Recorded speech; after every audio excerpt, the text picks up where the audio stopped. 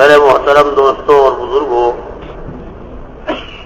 اللہ رب العزت نے اس کائنات کا اصل سرمایہ اور اصل پونجی ایمان کی دولت کو قرار دیا ہے۔ یہ سرمایہ اور یہ پونجی،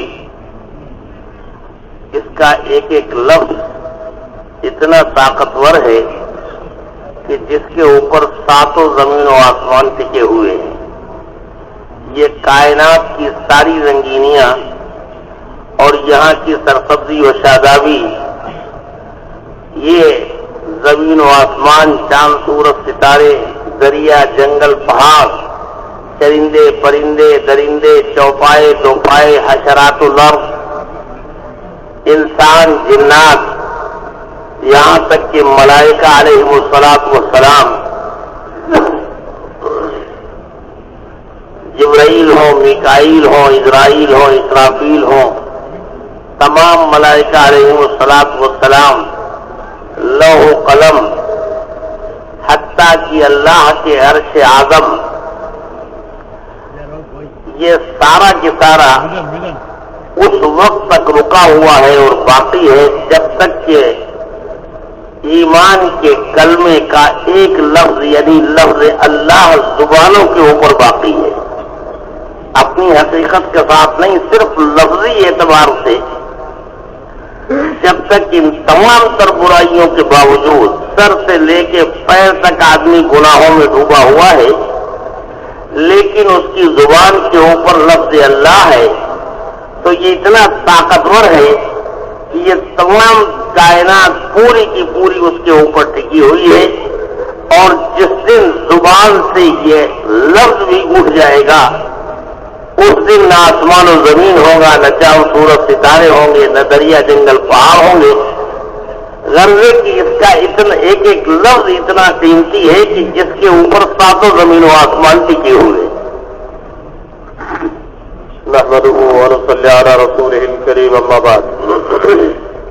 محترم دوست বুজুর্গ, উনি কোরআনে পাকের যে আয়াত তেলাওয়াত করেন এর অর্থ হলো, আল্লাহ তাআলা বলতেছেন যে নবী আপনি বলে দেন যে এটাই আমার রাস্তা, আমি মানুষকে আল্লাহ তাআলার দিকে দাওয়াত দিই, আর এটা আমারও কাজ, আর যারা আমার উপরে ঈমান আছে আমার অনুসরণকারী তাদেরও কাজ, আর নিশ্চয় আমি মুশরিকদের অন্তর্ভুক্ত নয়। এরপরে উনি বলতেছেন যে আল্লাহ তাআলা এই আসমান আর জমিনকে টিকায় রাখবার জন্য আসল পুঁজি হিসাবে যে জিনিসকে নির্ধারণ করতেন সেটা হইল ঈমানের মতো সম্পদ। যে সম্পদের উপরে আসমান আর জমিন অবশিষ্ট আছে এবং বাকি আছে সেটা হইল ঈমানের সম্পদ। এই ঈমানের কালেমার এক একটা শব্দ এরকম ভারী এবং এরকম ওজনী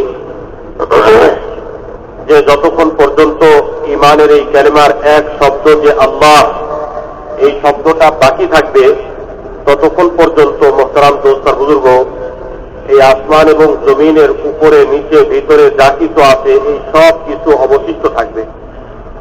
উনি বলতেছেন এই কথা যে জমিন এবং আসমানের যত জিনিস আল্লাহ তাআলা পয়দা করতেন এবং জমিন আর আসমানের মধ্যে যত জিনিস রয়ে গেছে, চাই এটা চতুষ্পদ জন্তু হোক অথবা দুই পায়ে চলাফেরা করা জন্তু হোক অথবা জমিনের মধ্যে বিচরণশীল কোনো প্রাণী হোক অথবা কীট পতঙ্গ হোক অথবা কোনো পশু পাখি হোক, আর বলেন যে এই সব কিছু ব্যতি রেখে দুনিয়াতে জড় পদার্থের সেকেলে যত মখলুকাত আছে এগুলো হোক, আর আসমানে যত ফেরেশতা আছে, হযরত জিবরাইল আলাইহিস সালাম, মিকাইল আলাইহিস সালাম, মিকাইল আলাইহিস সালাম, ইসরাফিল আলাইহিস সালাম, বলেন যে এই সমস্ত ফেরেশতা কুল, আর বলেন যে শুধু এই ফেরেশতারাই নয়, আসমানের মধ্যে এই চন্দ্র সূর্য গ্রহ নক্ষত্র আর লৌহ কলম, এমনকি আল্লাহ তাআলার আরশ এবং কুরসি পর্যন্ত এই সব কিছু দুনিয়াতে অবশিষ্ট থাকা নির্ভর করতেছে ঈমানের উপরে এবং এই ঈমানের কালেমার উপরে। উনি বলতেছেন যে ঈমানের এই কালেমা একটা শব্দ আল্লাহ, এই আল্লাহ শব্দ এরকম ওজনী, এরকম ভারী এবং এরকম শক্তিশালী যে মোহতারাম দোস্ত আর বুজুর্গ, এক ব্যক্তির মাথা থেকে নিয়ে পা পর্যন্ত গুনাই গুনাহ, আল্লাহ তাআলার নাফরমানি ছাড়া তার জিন্দগির কোন অংশের মধ্যে আর কোন জিনিস অবশিষ্ট নাই। সব অংশের মধ্যে, সব ক্ষেত্রের মধ্যে, সর্ব অবস্থার মধ্যে গুনার মধ্যেই সে যেরকম ভাবে জড়িত এবং নিমজ্জিত, এরকম গুনার মধ্যে নিমজ্জিত এক ব্যক্তি, তার জবানের মধ্যে শুধুমাত্র লফজে আল্লাহ আল্লাহ শব্দটা বাকি থাকার কারণেই আল্লাহ তাআলা এই সাত তবক আসমান আর জমিনকে অবশিষ্ট রেখে দিবেন। এই সাত তবক আসমান আর জমিনের এই অবশিষ্ট থাকাটা নির্ভর করতেছে এই আল্লাহ শব্দের উপরে। আর বলেন যে যেই দিন এই আল্লাহ শব্দটা থাকবে না, তো সব কিছু থাকা সত্ত্বেও, সমস্ত কিছু থাকা সত্ত্বেও আল্লাহ তাআলা এই সাত তবক আসমান আর জমিনকে বাকি রাখবেন না।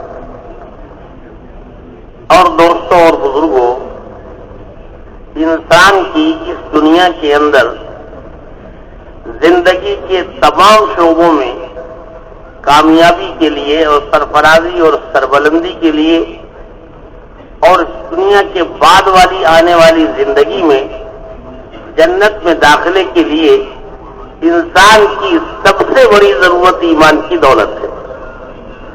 अगर ईमान मेहनत करके अल्लाह ने जो ये मोमिन को जिंदगी अता फरमाई है 60-70 साल की, 80 साल की, जो भी जिंदगी अल्लाह ने अता की है, ये जिंदगी इसी पूंजी को बनाने के लिए है, इसी सरमाए को कवी और ताकतवर और मजबूत करने के लिए है।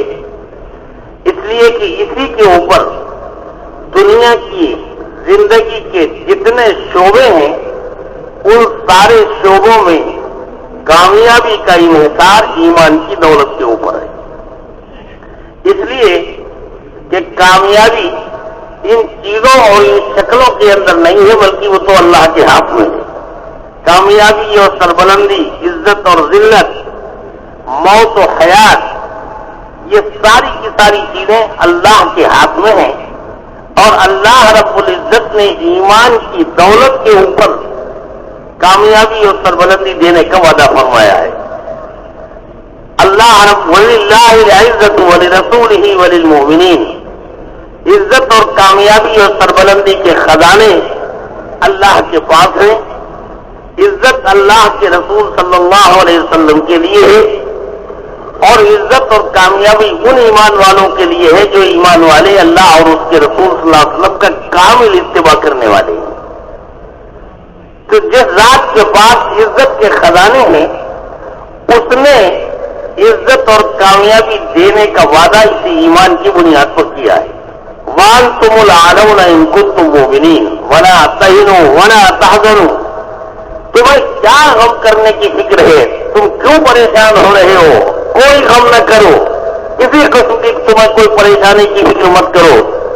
इसलिए कि हमारा ये वादा है कि अगर तुम सही मानों में साहिब ईमान बन गए और तुमने मेहनत करके इस पूंजी को मजबूत कर लिया, तो हम वादा करते हैं कि इस कायनात में तुमसे ज्यादा इज्जत और सरबलंदी वाला कोई दूसरा नहीं होगा।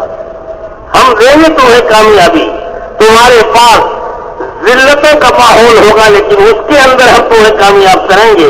तुम झोपड़ों के अंदर रहोगे, हम तुम्हें वहां चमकाएंगे। अगर तुम्हारे पास ये पूंजी हुई, तो मोमिन को ये जिंदगी अल्लाह रब्बुल इज्जत ने इसी ईमान के सरमाए को बनाने के लिए अता फरमाई।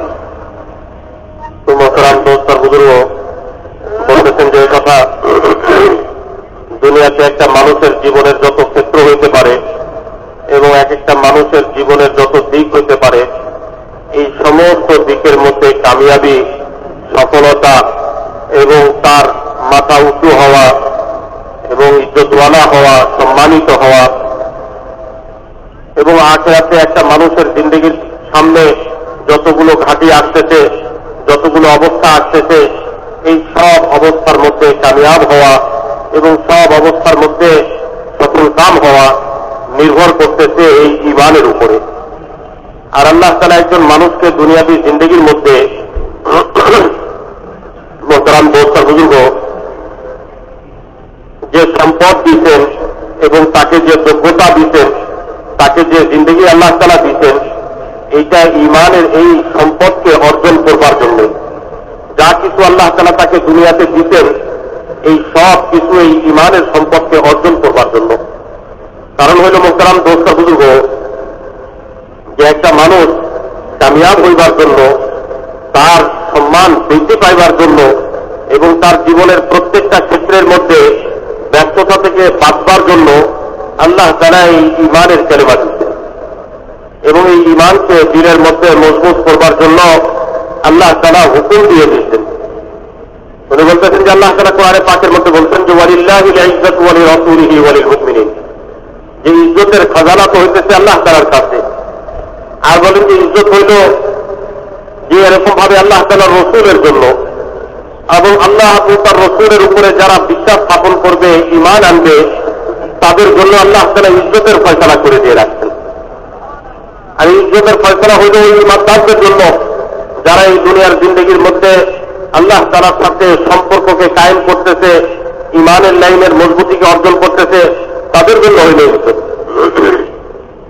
আল্লাহ তাআলা কোরআনে পাকের মধ্যে ফরমাইছেন যে ওয়ালা তাহিনু ওয়ালা তাহজানু ওয়া আনতুমুল আ'লাউনা ইন কুনতুম মুমিনিন, যারা তোমরা চিন্তিত হইও না, আর এরকম ভাবে তোমরা কোনো গমগীন হইও না। তোমাদের জন্য তো আল্লাহ তাআলা তোমাদের জন্য উচ্চ মর্যাদার ব্যবস্থা করে দিয়ে রাখছেন যদি তোমরা ঈমানদার হও। তোমাদেরকে আল্লাহ তাআলা উঁচু করবেন যদি তোমরা ঈমানদার হও। মোহতারাম দোস্ত বুজুর্গ, একটা মানুষের দুনিয়ার জিন্দগির মধ্যে সবচেয়ে বড় কামিয়াবির মাধ্যমই হইল এই ঈমানের মতো সম্পদ। আর একটা মানুষের জিন্দগির প্রত্যেক ক্ষেত্রের মধ্যে কামিয়াবির সবচেয়ে বড় মাধ্যম হইল এই ঈমানের সম্পদ।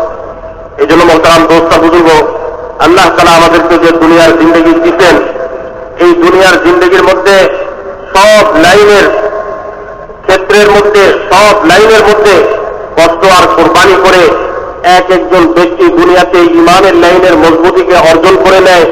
এই জন্যই আল্লাহ তাআলা তাকে দুনিয়াতে এই জিন্দগি দিয়েছেন, এই জন্যই আল্লাহ তাআলা তাকে এই দুনিয়াতে পাঠাইছেন।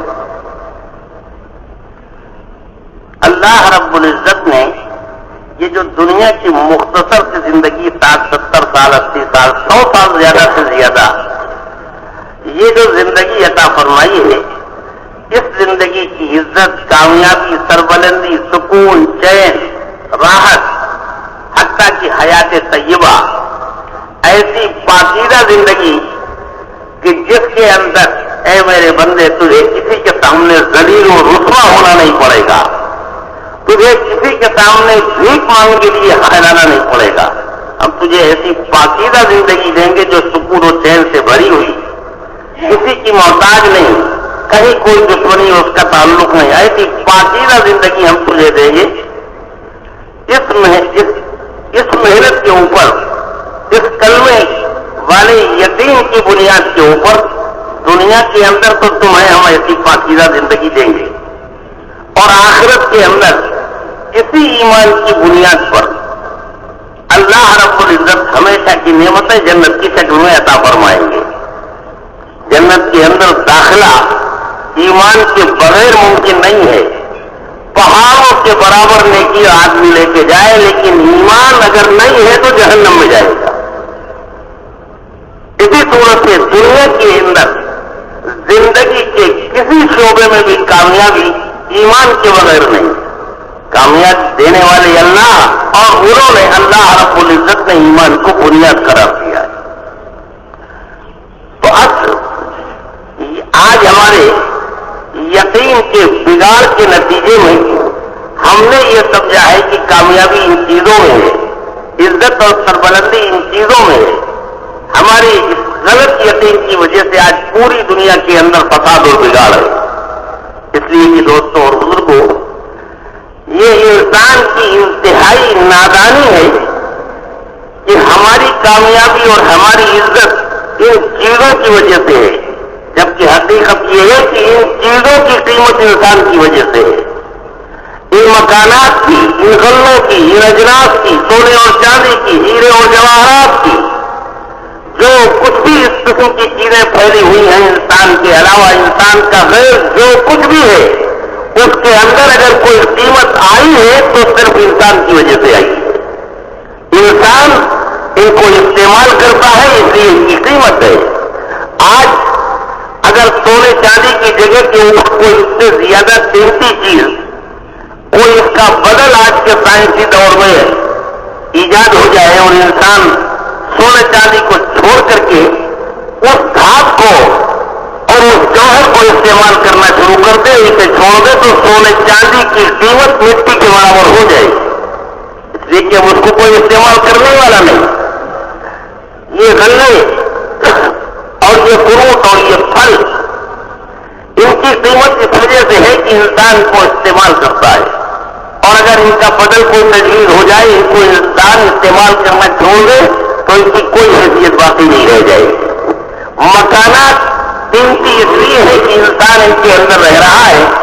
आज के इस साइंसी दौर में कोई बदल तजवीज हो जाए कि इन मकानों से ज्यादा, 5 स्टार होटलों से ज्यादा राहत की चीजें ईजाद हो गई है और इंसान इन 5 स्टार होटलों में रहना छोड़ दे तो ये सब खंडर नजर आएंगे।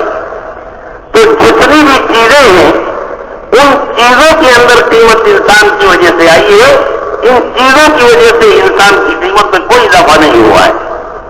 अल्लाह रब्बुल इज्जत ने इंसान की कामयाबी और उसकी हयात तय्यबा का ताल्लुक इन चीजों के साथ नहीं रखा है, बल्कि वो तो ईमान की बुनियाद पर रखा है। अल्लाह ने वो सरमाया जिसके बनाने के लिए इंसान को पैदा किया गया है, वो सरमाए को बुनियाद बनाया है अल्लाह ने, दुनिया की जिंदगी की कामयाबी के लिए भी और आखिरत की जिंदगी के लिए भी।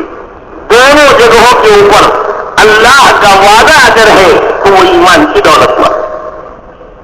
तो बोलें যে মোহতারাম দোস্ত और बुजुर्ग, যে আল্লাহ তাআলা মানুষের জিন্দগিতে কামিয়াবির ফয়সালা ওই সময় করেন, তার ইজ্জত এবং সম্মানের ব্যবস্থা ওই সময় করেন, এমনকি তার পবিত্র জিন্দগির ব্যবস্থা ওই সময় করেন যখন তার দিলের মধ্যে ওই মজবুত ঈমান পয়দা হয়ে যায়। যখন তার দিলের মধ্যে ওই মজবুত ঈমান আসে, তখন আল্লাহ তাআলা তার জিন্দগিকে পবিত্র করে দেন, হায়াতে রিবা তাকে দান করেন। এবং যে দুনিয়ার জিন্দগির প্রত্যেকটা অংশের মধ্যে একটা মানুষের কামিয়াবির জন্য, যে এরকম ভাবে একজন মানুষের সফলতার জন্য, পবিত্র জিন্দগি অর্জনের জন্য এই ঈমানই হইল প্রথম শর্ত, আর ঈমানই হইল প্রধান শর্ত। তো মোহতারাম দোস্ত বুজুর্গ, ধরেন যে শুধু এই দুনিয়াতে থাকা অবস্থায় নয়, দুনিয়াতে তো একটা মানুষ 60-70 বছর অথবা 80 বছর অথবা ঊর্ধ্বে 100 বছর যে জিন্দগি যা যাপন করে, এর মধ্যে যেরকম তার সমস্ত লাইনের সফলতা, কামিয়াবি, ইজ্জত এবং সম্মান আর পবিত্র জিন্দগি ঈমানের উপরে নির্ভর করতেছে, ঠিক এরকম মোহতারাম দোস্ত বুজুর্গ, মৃত্যুর পরে, মৌতের পরে একটা মানুষের অনন্তকালের কামিয়াবি, অনন্তকালের সফলতা এবং অনন্তকালের ইজ্জত আর সম্মানের অধিকারী হওয়া, এটাও নির্ভর করতেছে ঈমানের উপরে। মোহতারাম দোস্ত বুজুর্গ, বলেন যে কোনো ব্যক্তি যদি নেকির পাহাড়ও নিয়ে আসে, পাহাড় বরাবর যে এরকম ভাবে ভালো কাজ করেছে, মৌতের পরে হাজির হয়, কিন্তু তার কাছে যদি ঈমান না থাকে তো এর কোনো বদলা মিলবে না, আর জান্নাতের মধ্যে যাওয়ার তো কোনো প্রশ্নই ওঠে না।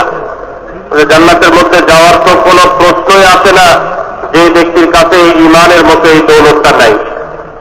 ঈমানের এই দৌলত না থাকার কারণে যত বড় আমলেরই সে অধিকারী হোক না কেন, সে কখনো জান্নাতে যেতে পারবে না। তো মোহতারাম দোস্ত বুজুর্গ, এই ঈমানের এই সম্পদকে বানাইবার জন্য এবং দিনের মধ্যে মজবুত করবার জন্যই আল্লাহ তাআলা আমাদেরকে দুনিয়াতে পাঠাইছেন এবং আমাদের এই দুনিয়ার 60-70 বছরের জিন্দগি দান করছেন।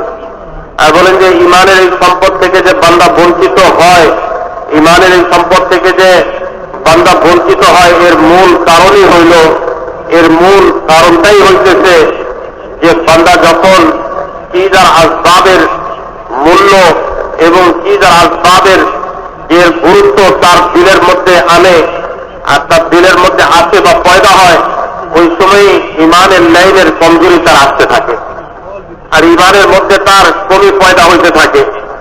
যত বেশি এই চিজার আসবাবের মূল্যায়ন তার দিলের মধ্যে হবে, তত বেশি ঈমানের লাইনের অবনতি তার মধ্যে পয়দা হইতে থাকবে, ঈমানের লাইনের কমজোরি তার ভিতরে আসতে থাকবে।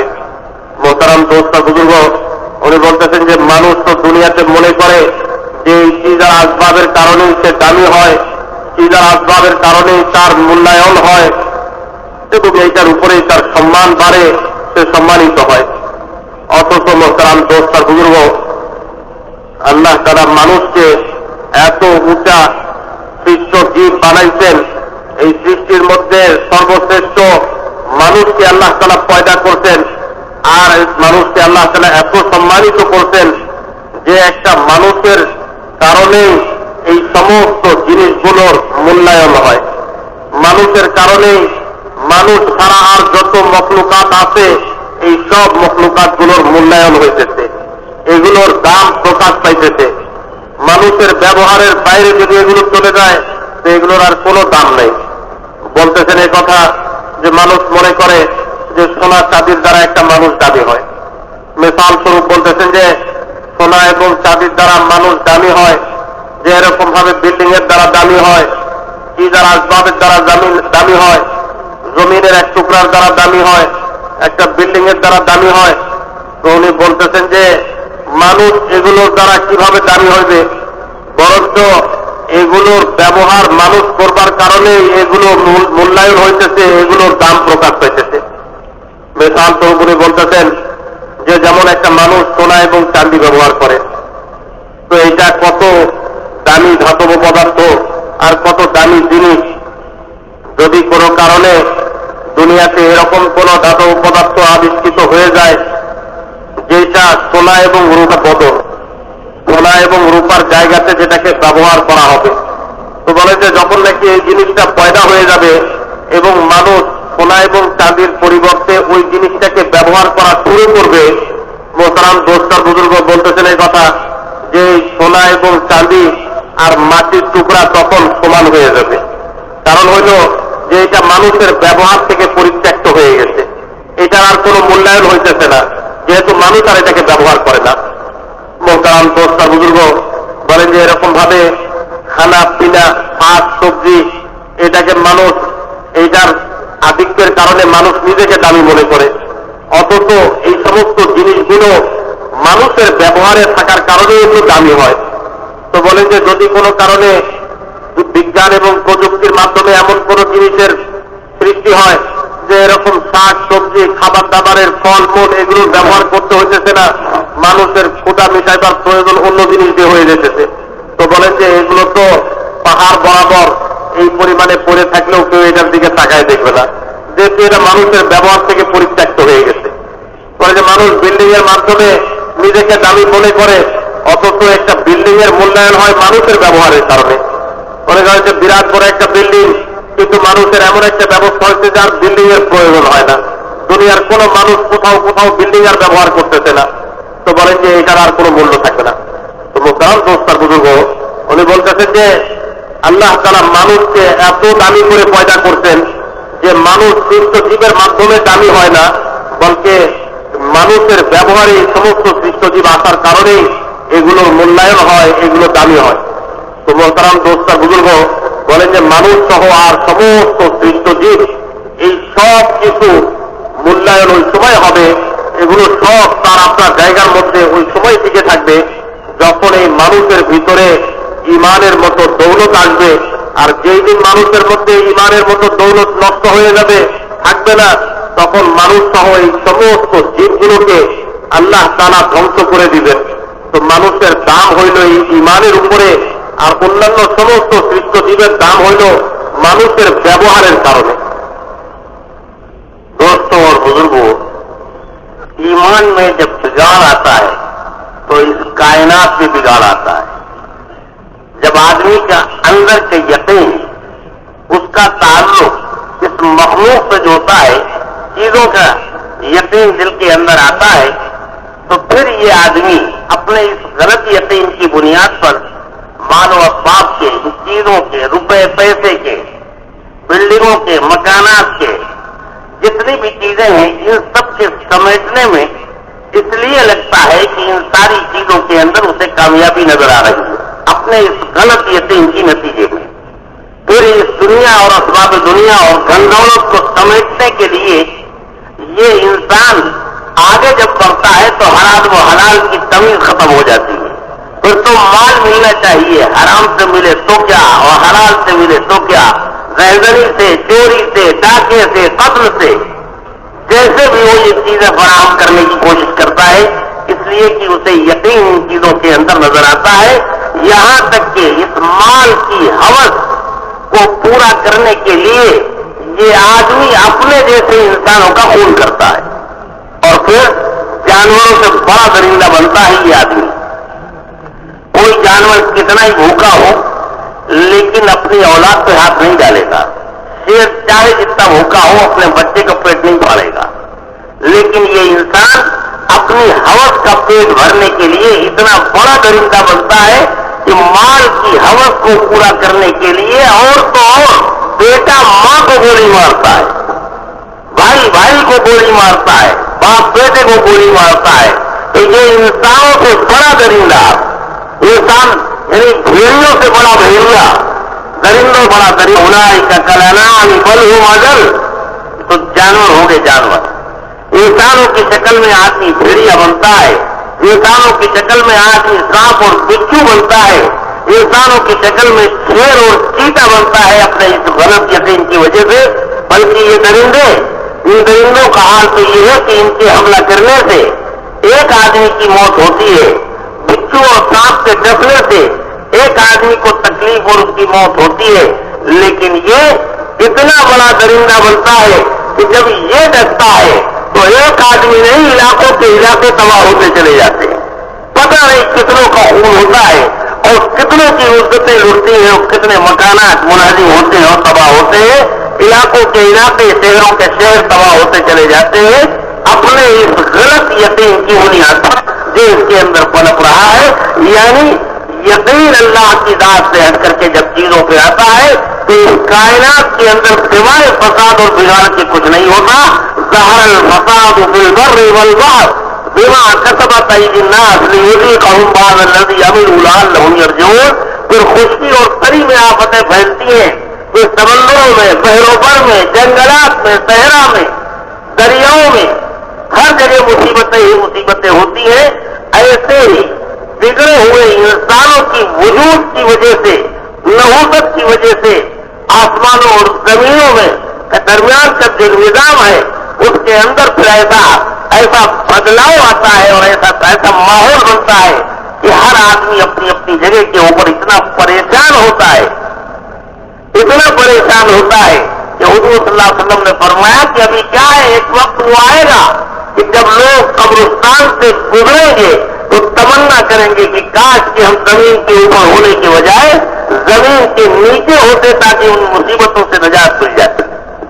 ऐसे ही लोगों की वजह से फिर समंदरों में तूफान आते हैं, फिर सुनामी लहरें आती हैं। ऐसे ही लोगों की वजह से फिर जमीनों में जलजले डाले जाते हैं, आसमानों से आग बरसाई जाती है, सहराओं से आंधियां ला करके इलाकों के इलाके तबाह होते हैं।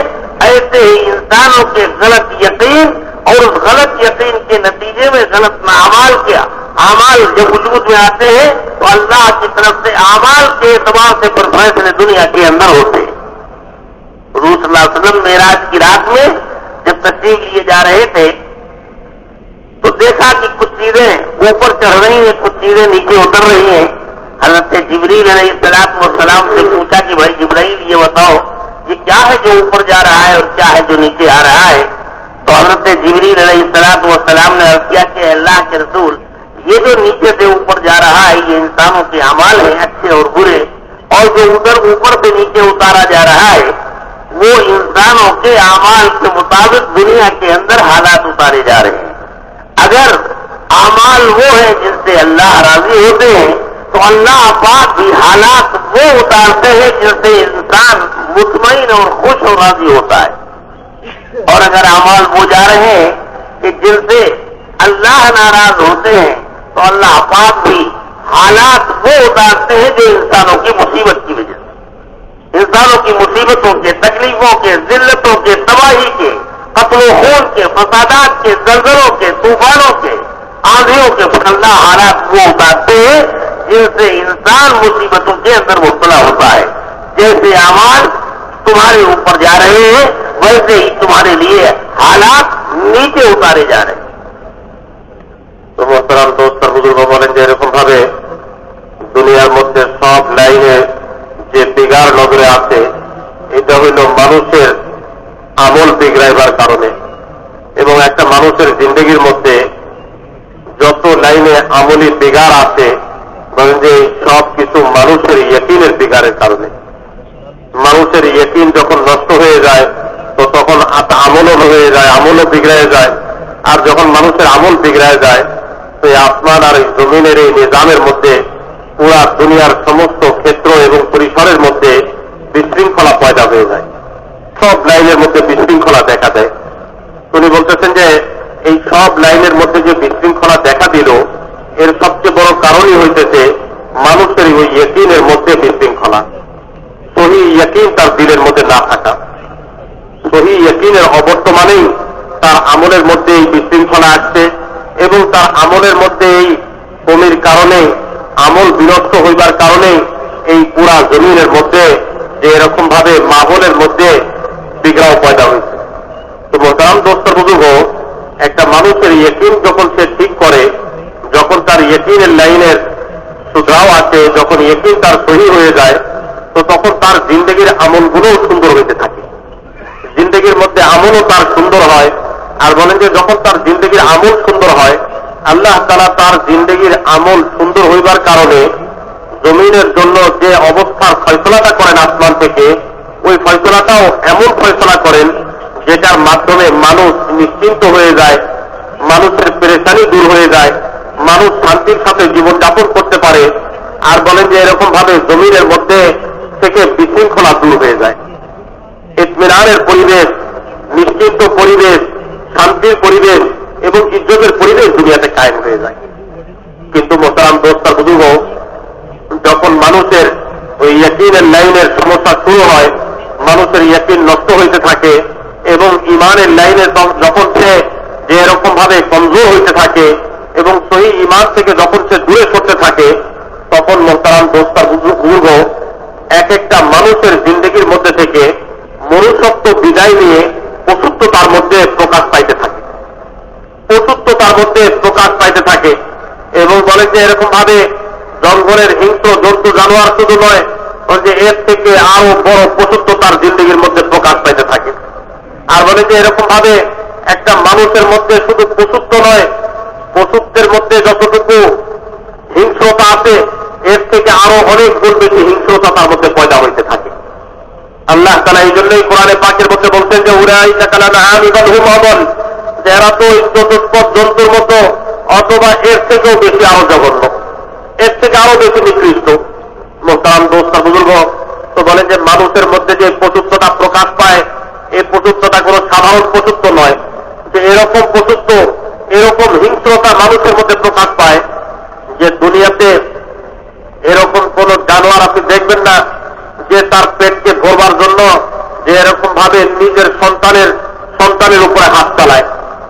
কিন্তু মোহতারাম দোস্তার বুজুর্গ, যে মানুষ যখন ইমান থেকে বঞ্চিত হয় তো তার জিন্দগির মধ্যে এরকম বিগ্রাহ আছে, এরকম জিন্দগি তার বিনষ্ট হইতে থাকে যে তার মধ্যে পশুত্ব আর তার মধ্যে হিংস্রতা এত বৃদ্ধি পাইতে থাকে যে সে তার মালের লাইনের এই চাহিদাকে পুরা করবার জন্য আর তার পেটকে ভরবার জন্য মা ছেলেকে খুন করে ফেলে, ছেলে মাকে খুন করে ফেলে, ভাই ভাইকে খুন করে ফেলে, বাপ ছেলেকে খুন করে ফেলে। আর বলে শুধু তাই নয়, যে এরকম ভাবে একটা হিংস্র জন্তু, জঙ্গলের বাঘ, সে তো একজন মানুষকে খুন করে ধরে গেলে সে পরিতৃপ্ত হয়ে সেখান থেকে ফিরে যায়। আর বলেন যে একটা জিনিসকে খুন করার পরে ওইটা খেয়ে তার পেট ভরে যায়, তো এটার দ্বারা তার পরিতৃপ্তি চলে আসে। কিন্তু মোহতারাম দোস্তার বুজুর্গ বলেন যে একটা মানুষ ওই হিংস্রতার পর্যায়ে পৌঁছে তো তখন তো সে একজন দুইজনকে মারেই ক্ষান্ত হয় না, হাজারো লাখো, আর গ্রাম থেকে গ্রামে আর শহর থেকে শহরে, যে এক থেকে আরাকল পর্যন্ত সমস্ত লোককে নষ্ট আর বিনষ্ট করার পরেও তার ওই পেট ভরে না, যেহেতু তার চাহিদা এই পরিমাণ। মানুষের মধ্যে যে এই হিংস্রতা, মানুষের মধ্যে যে এরকম পশুত্ব, এটা তো ওই সময় একটা মানুষের মধ্যে আসে যখন নাকি মোহতারাম দোস্তার বুজুর্গ তার আমল নষ্ট হইতে থাকে আর তার জিন্দগির মধ্যে বিগ্রাহ পয়দা হইতে থাকে। আর একটা মানুষের জিন্দগির মধ্যে ওই সময় বিগ্রাহ আসে যখন তার ইয়কিন নষ্ট হইতে থাকে। তো মোহতারাম দোস্তার বুজুর্গ, যে এই মানুষের ইয়কিনকে সহি করা আর এই ইয়াকিনের লাইনে যে এরকম ভাবে মজবুতিকে অর্জন করা, আল্লাহ তাআলার সাথে সম্পর্ককে অর্জন করবার জন্যই আল্লাহ তাআলা একজন মানুষকে এই দুনিয়াতে পাঠাইছেন।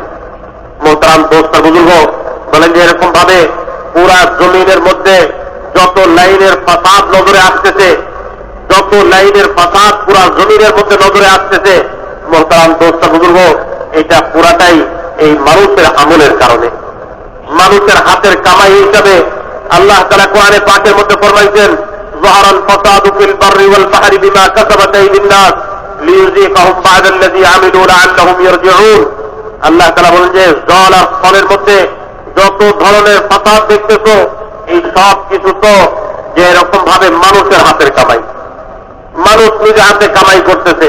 আর বলে যে কি, যে তাদের আমল নষ্ট হয়েছে, আমল বিগড়াই গেছে, তো এর কারণে এই সব ফাসাদ যে এরকম ভাবে স্থলভাগের মধ্যে, জলভাগের মধ্যে, জমিনের বিভিন্ন অংশের মধ্যে এই সব ফাসাদগুলো বিতরণ করতেছে, এই সব ফাসাদগুলো আসতেছে। তো আল্লাহ তাআলা বলেন যে এর মধ্যে থেকে কিয়দাংশের স্বাদ আমি তাদেরকে চাখাই, যাতে করে তারা ফিরে আসে। তো মোহতারাম দোস্ত বুজুর্গ, বলেন যে এরকম ভাবে মানুষের ইয়াকিনের ফাসাদের কারণে তার আমলের লাইনের যে ফাসাদ আছে, এবং তার আমলের লাইনের ফাসাদের কারণে জমিনের মধ্যে যে ফাসাদ আছে, এটা এরকম ফাসাদ যে আসমান আর জমিনের নিজামের মধ্যে পর্যন্ত বিঘ্ন পয়দা হয়।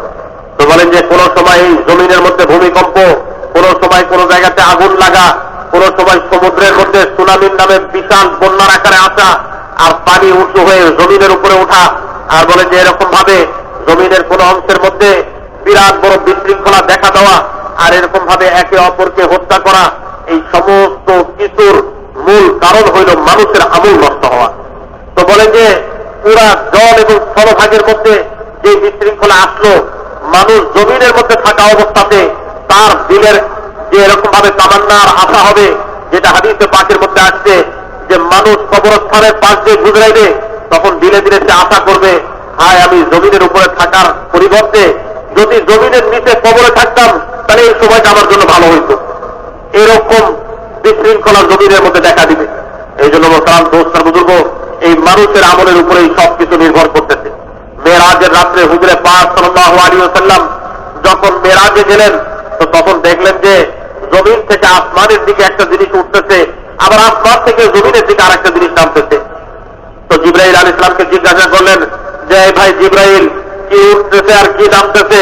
তো হযরত জিবরাইল আলাইহিস সালাম বলছেন যে আল্লাহর রাসূল, আপনার উম্মত যে আমল করতেছে, এই ঈমান আর আমল উঠতেছে আসমানে, আর যেরকম আমল উঠতেছে আসমানে, ওই অনুযায়ী আসমান থেকে অর্থাৎ খোদায়ে পাকের পক্ষ থেকে ফয়সালা জমির ওয়ালাদের জন্য নামতেছে। মোহতারাম দোস্ত বুজুর্গ, যখন জমিনের মধ্যে যখন ওই ফাসাদ পয়দা হয়, তো আসমান থেকে মানুষের এই আমলের ফাসাদের কারণে, ইয়াকিনের বিগারের কারণে আসমান থেকেও ওই রকম ফাসাদ জমির ওয়ালাদের জন্য ফয়সালা করা হয়। এই জন্য মোহতারাম দোস্ত বুজুর্গ, আল্লাহ তাআলা আমাদেরকে যে অল্প সময়ের জিন্দেগি দিচ্ছেন, এইটাই ঈমান এবং ইয়াকিনকে বানাইবার জন্য। दोस्तों और बुजुर्गों, अल्लाह रब्बुल इज्जत ने सुकून और चैन और कामयाबी का ताल्लुक इस कायनात में फैली हुई शक्लों से नहीं रखा है। ये शक्लें जिसके पास ज्यादा होंगी वो कामयाब होगा, अल्लाह ने ये सिलसिला ही नहीं रखा। बहुत सारी चीजें होने के बावजूद मसला अल्लाह के हाथ है। फिरौन इसी गलत फहमी का शिकार था कि हाज़िहिल अनहारु तजरी मिन तहती अलैसा ली मुल्कु मिस्र अना रब्बुकुमुल आला, मैं ही मुल्क मिस्र का सबसे बड़ा खुदा हूं। ये नहरें, ये बागात, ये फौज, ये असलहे, ये सोने चांदी के अंबार और ढेर, कौन है इनका मालिक? मैं ही तो मालिक हूं इनका। मैं ही सबसे बड़ा परवरदिगार और उनके मिस्र का सबसे बड़ा रब हूं। ऐलान कर रहा था। अल्लाह रब्बुल इज्जत ने दिखलाया कि फिरौन, ये सारी शक्लें और चीजें बज़ाहिर तेरे हाथ में जरूर हमने दे दी हैं, लेकिन इनका तेरी सरबलंदी और कामयाबी के लिए इस्तेमाल करना या तेरी हिलाकत और तबाही के लिए इस्तेमाल करना, ये इख्तियार मेरे पास है। मैं चाहूं तो इनके जरिए से तुझे सरबलंद करूं और मैं चाहूं तो इनके जरिए से तुझे हिलाक करूं। फिर अल्लाह ने दिखाया कि जिन नहरों के ऊपर वो इतना रहा था, अल्लाह रब्बुल इज्जत ने उन्हीं नहरों और बागात को उसकी हिलाकत का जरिया बना दिया। सारे के सारे डूब के मर गए। अलबत्ता इबरत के वास्ते ये खुदाई का दावा कर रहा था ना फिरौन, शैतान की आमद रफ्त थी इसके पास। शैतान ने एक मर्तबा इससे कहा कि भाई तुम तो हमारे भी बाप निकले। कहा भाई कहते कहने लगे हमने तो सजदे का इनकार किया था कि तो लानत का तौक डाले डाले घूम रहे, खुदाई का दावा तो नहीं किया था, तुमने तो खुदाई का दावा कर दिया, अल्लाह के मुकाबले में खड़े हो गए, तो तुम तो हमारे भी बड़े हो गए। अल्लाह ने ये दिखाया कि ये खबीस तरीन इंसान जिसने अपने पैदा करने वाले को भुला करके खुद खुदाई का दावा किया था, सारा लश्कर तो तबाह हो गया, लेकिन इसकी लाश को अल्लाह ने इबरत के वास्ते बचाया। किताबों में लिखा हुआ है 3116 साल तक फिरौन की लाश समंदर के अंदर पड़ी रही, लेकिन अल्लाह ने उसे जलने और सड़ने से बचाया।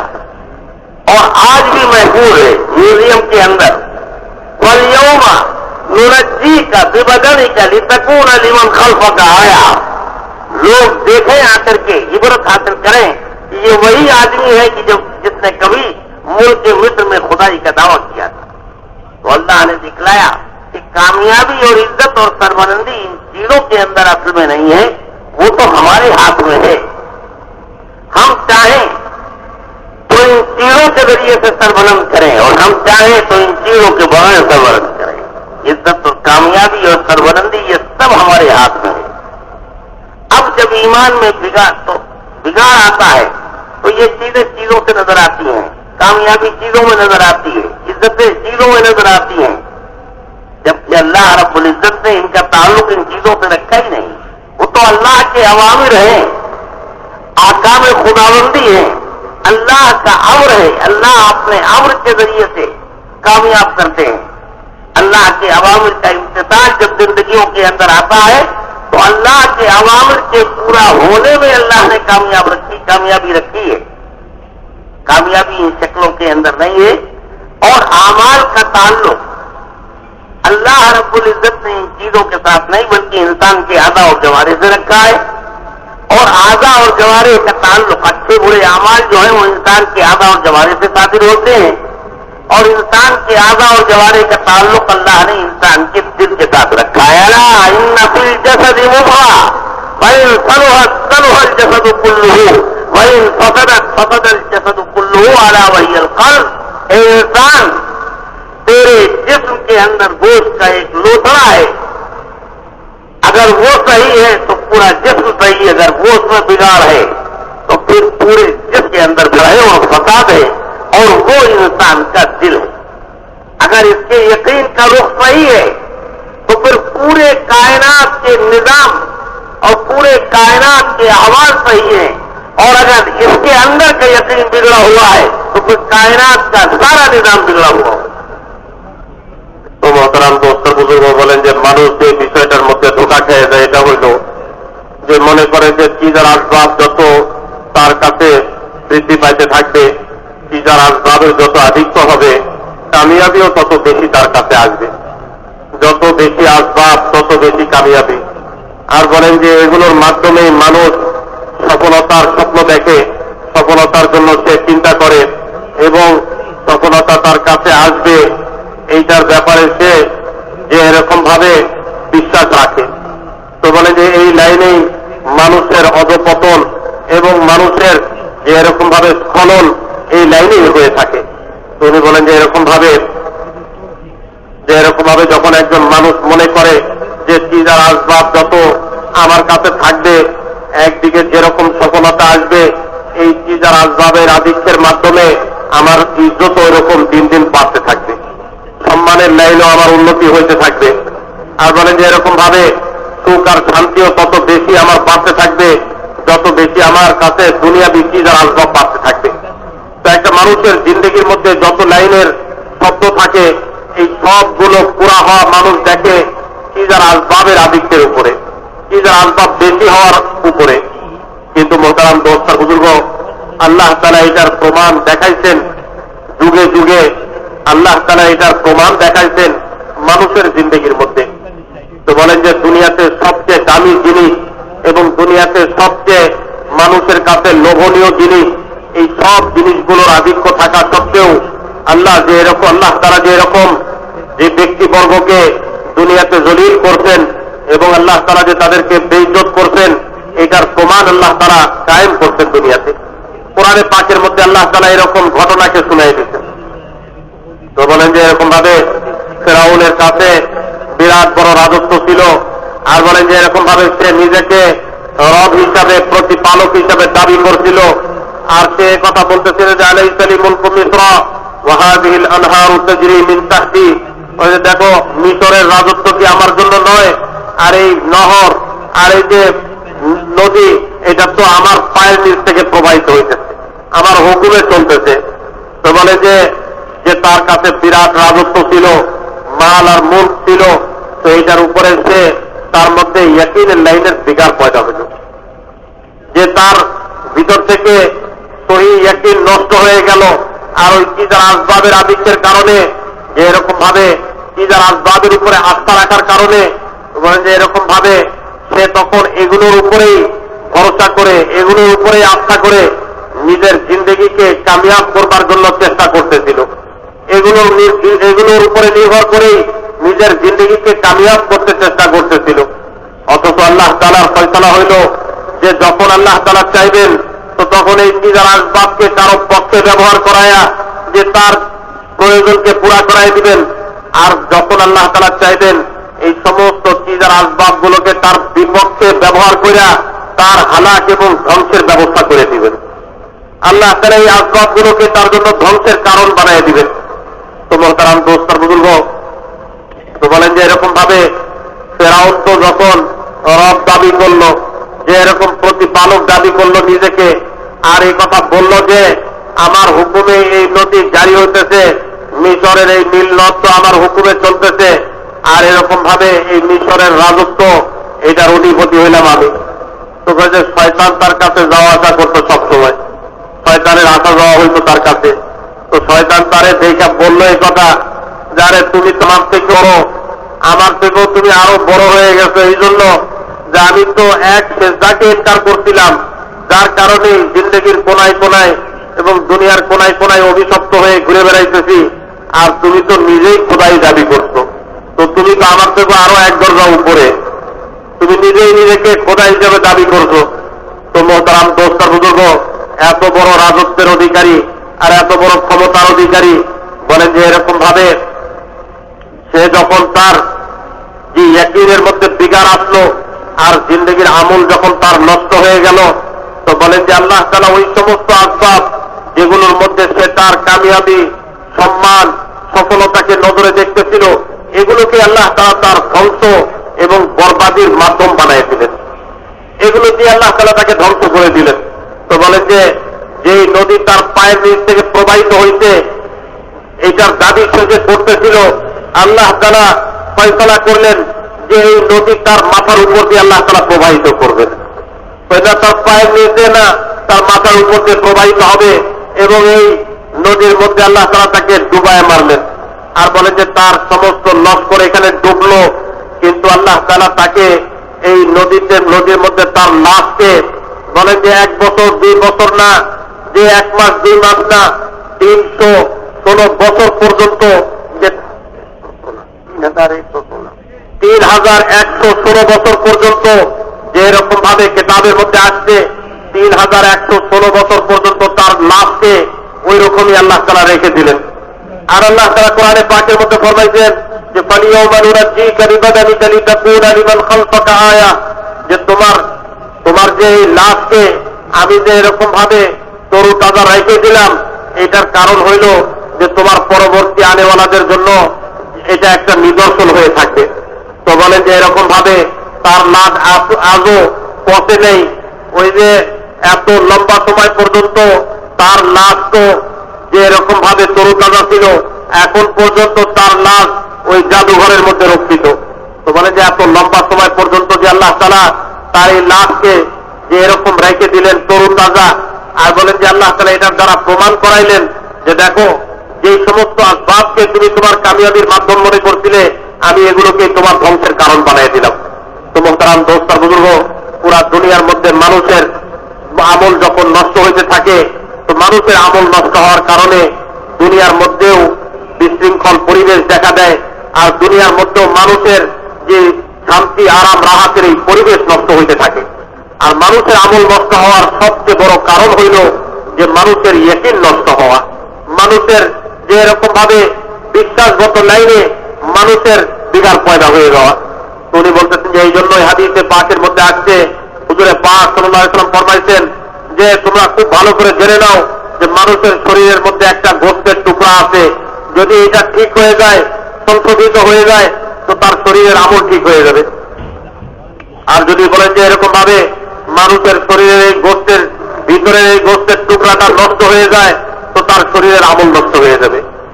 তো হুজুরে পাক সাল্লাল্লাহু আলাইহি ওয়াসাল্লাম বলছেন যে এই গোশতের টুকরাটা হইল মানুষের দিল। তো একটা মানুষ জমিন আর আসমানের জন্য এই দিল সমতুল্য।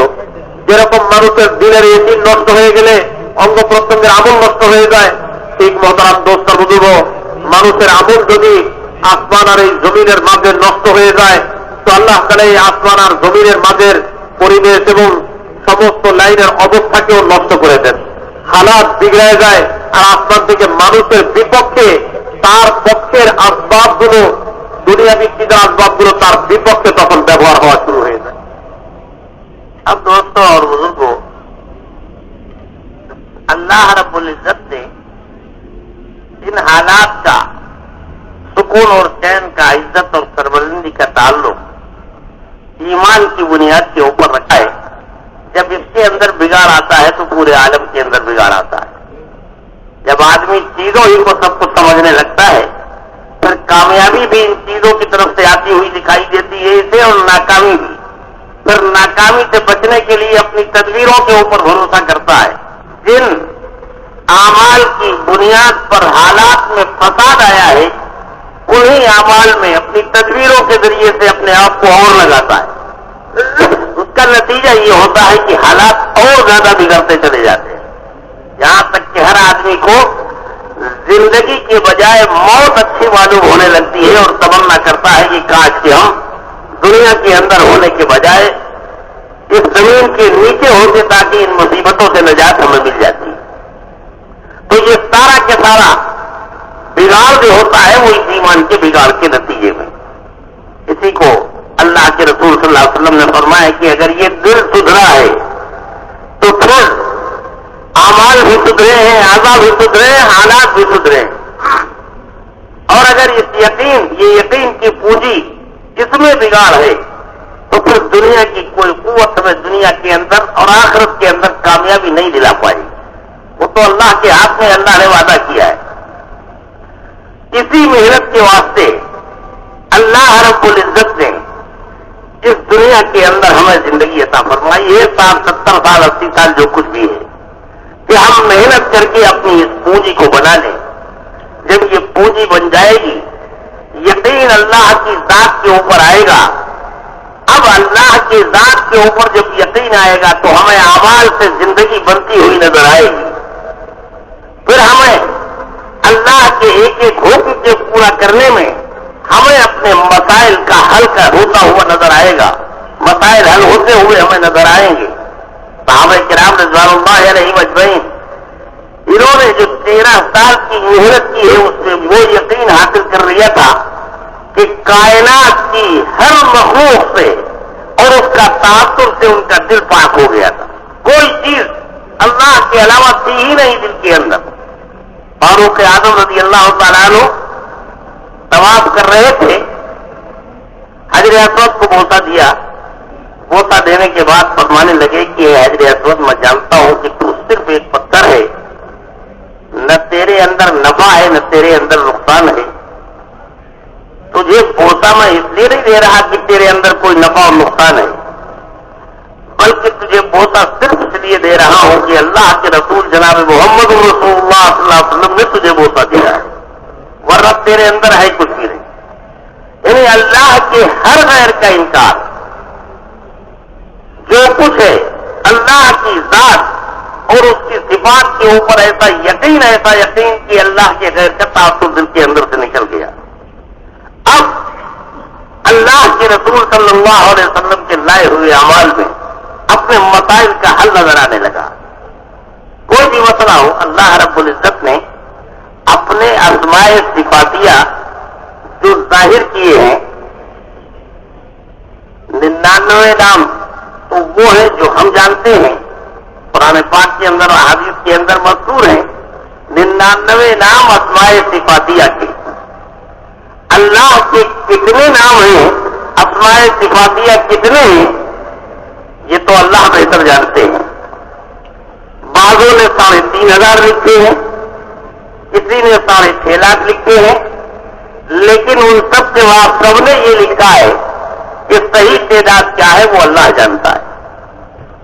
99 یہ ظاہر کیے گئے, اور 99 ایک طرف اللہ کی ذات کے اوپر ایمان لانے کی بھرپور محنت, اور اس محنت کے کرتے کرتے جب ہم مسائل ہمارے سامنے آئے تو ان مسائل کے حل کے لیے اللہ رب العزت نے اپنے اسماء صفاتی ظاہر کیے.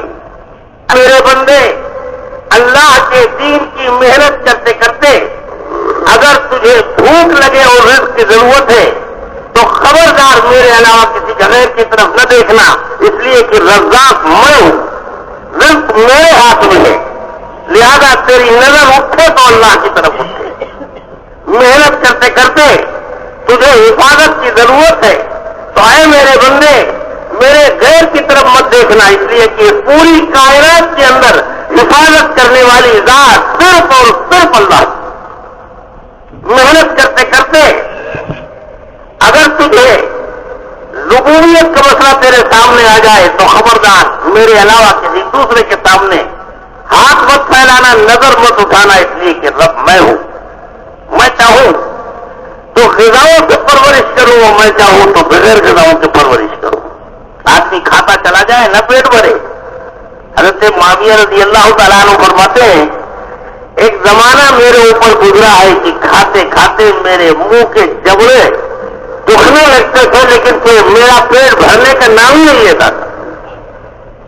اور چاہے تو میرے اصل ربوبیت جو ہے وہ اللہ کے امر کے اندر ہے. ہم ان گلوں اور چیزوں اور اجناس میں سمجھ رہے ہیں یہی ہے ایمان کا بگاڑ. اصل مسئلہ اللہ کے ہاتھ میں ہے, چاہے تو غذاؤں سے پالیں اور چاہے تو اللہ رب العزت غذاؤں کے بغیر اپنے امر سے پالیں. آخری زمانے میں جب ایمان والے اپنے ایمان کو بچانے کے لیے پہاڑوں کی کھو میں چلے جائیں گے, یاجوج ماجوج کا زمانہ ہوگا, پہاڑوں کی کھو میں چلے جائیں گے, وہاں ظاہر بات ہے کہ کھانے پینے کی شکلیں نہیں ہوں گی, چیزیں نہیں ہوں گی. انہیں جب جب بھوک اور پیاس لگے گی تو یہ تیسرا کلمہ پڑھیں گے, سبحان اللہ والحمد للہ ولا الہ الا اللہ واللہ اکبر ولا حول ولا قوت الا باللہ العلی العظیم. یہ تیسرا کلمہ پڑھیں گے اور اللہ پاک اس تیسرا کلمہ پڑھنے کی برکت سے ان کا پیٹ بھر دیا کرے گا. تو رب اللہ نے ربوبیت, رب والی صفت, رب السماوات والارض, اے انسان اللہ کا غیر جو بھی اس کائنات میں پھیلا ہوا ہے جس شکل میں ہے, انسان ہو, جنات ہو, آسمان و زمین, چاند سورج ستارے ہو, دریا جنگل پہاڑ ہو, اثرات الارض کیڑے مکوڑے ہوں, ہم اپنی ہر مخلوق کو جانتے ہیں کہ کون سی مخلوق کس وقت میں کہاں پر ہے اور اس کو کتنے رزق کی ضرورت ہے. مخلوق جو زمین کے اوپر چل رہی ہے وہ اپنا رزق اپنے پیٹھ کے اوپر لادے لادے نہیں گھوم رہی. لا تحمل رزقها اللہ یرزقها وإیاکم. کوئی مخلوق اپنی پیٹھ کے اوپر اپنا راشن پانی باندھ کے نہیں چل رہی ہے کہ بھوک لگے گی تو پکا کے کھا لیں گے انسان کے طریقے سے بے یقینی کی بنیاد پر. اللہ اس کو بھی رزق دے رہا ہے اور اللہ ہی تم کو بھی رزق دے رہا ہے. تو یہ اسماء صفاتیہ یہ اصل میں ہماری ضرورتیں ہیں.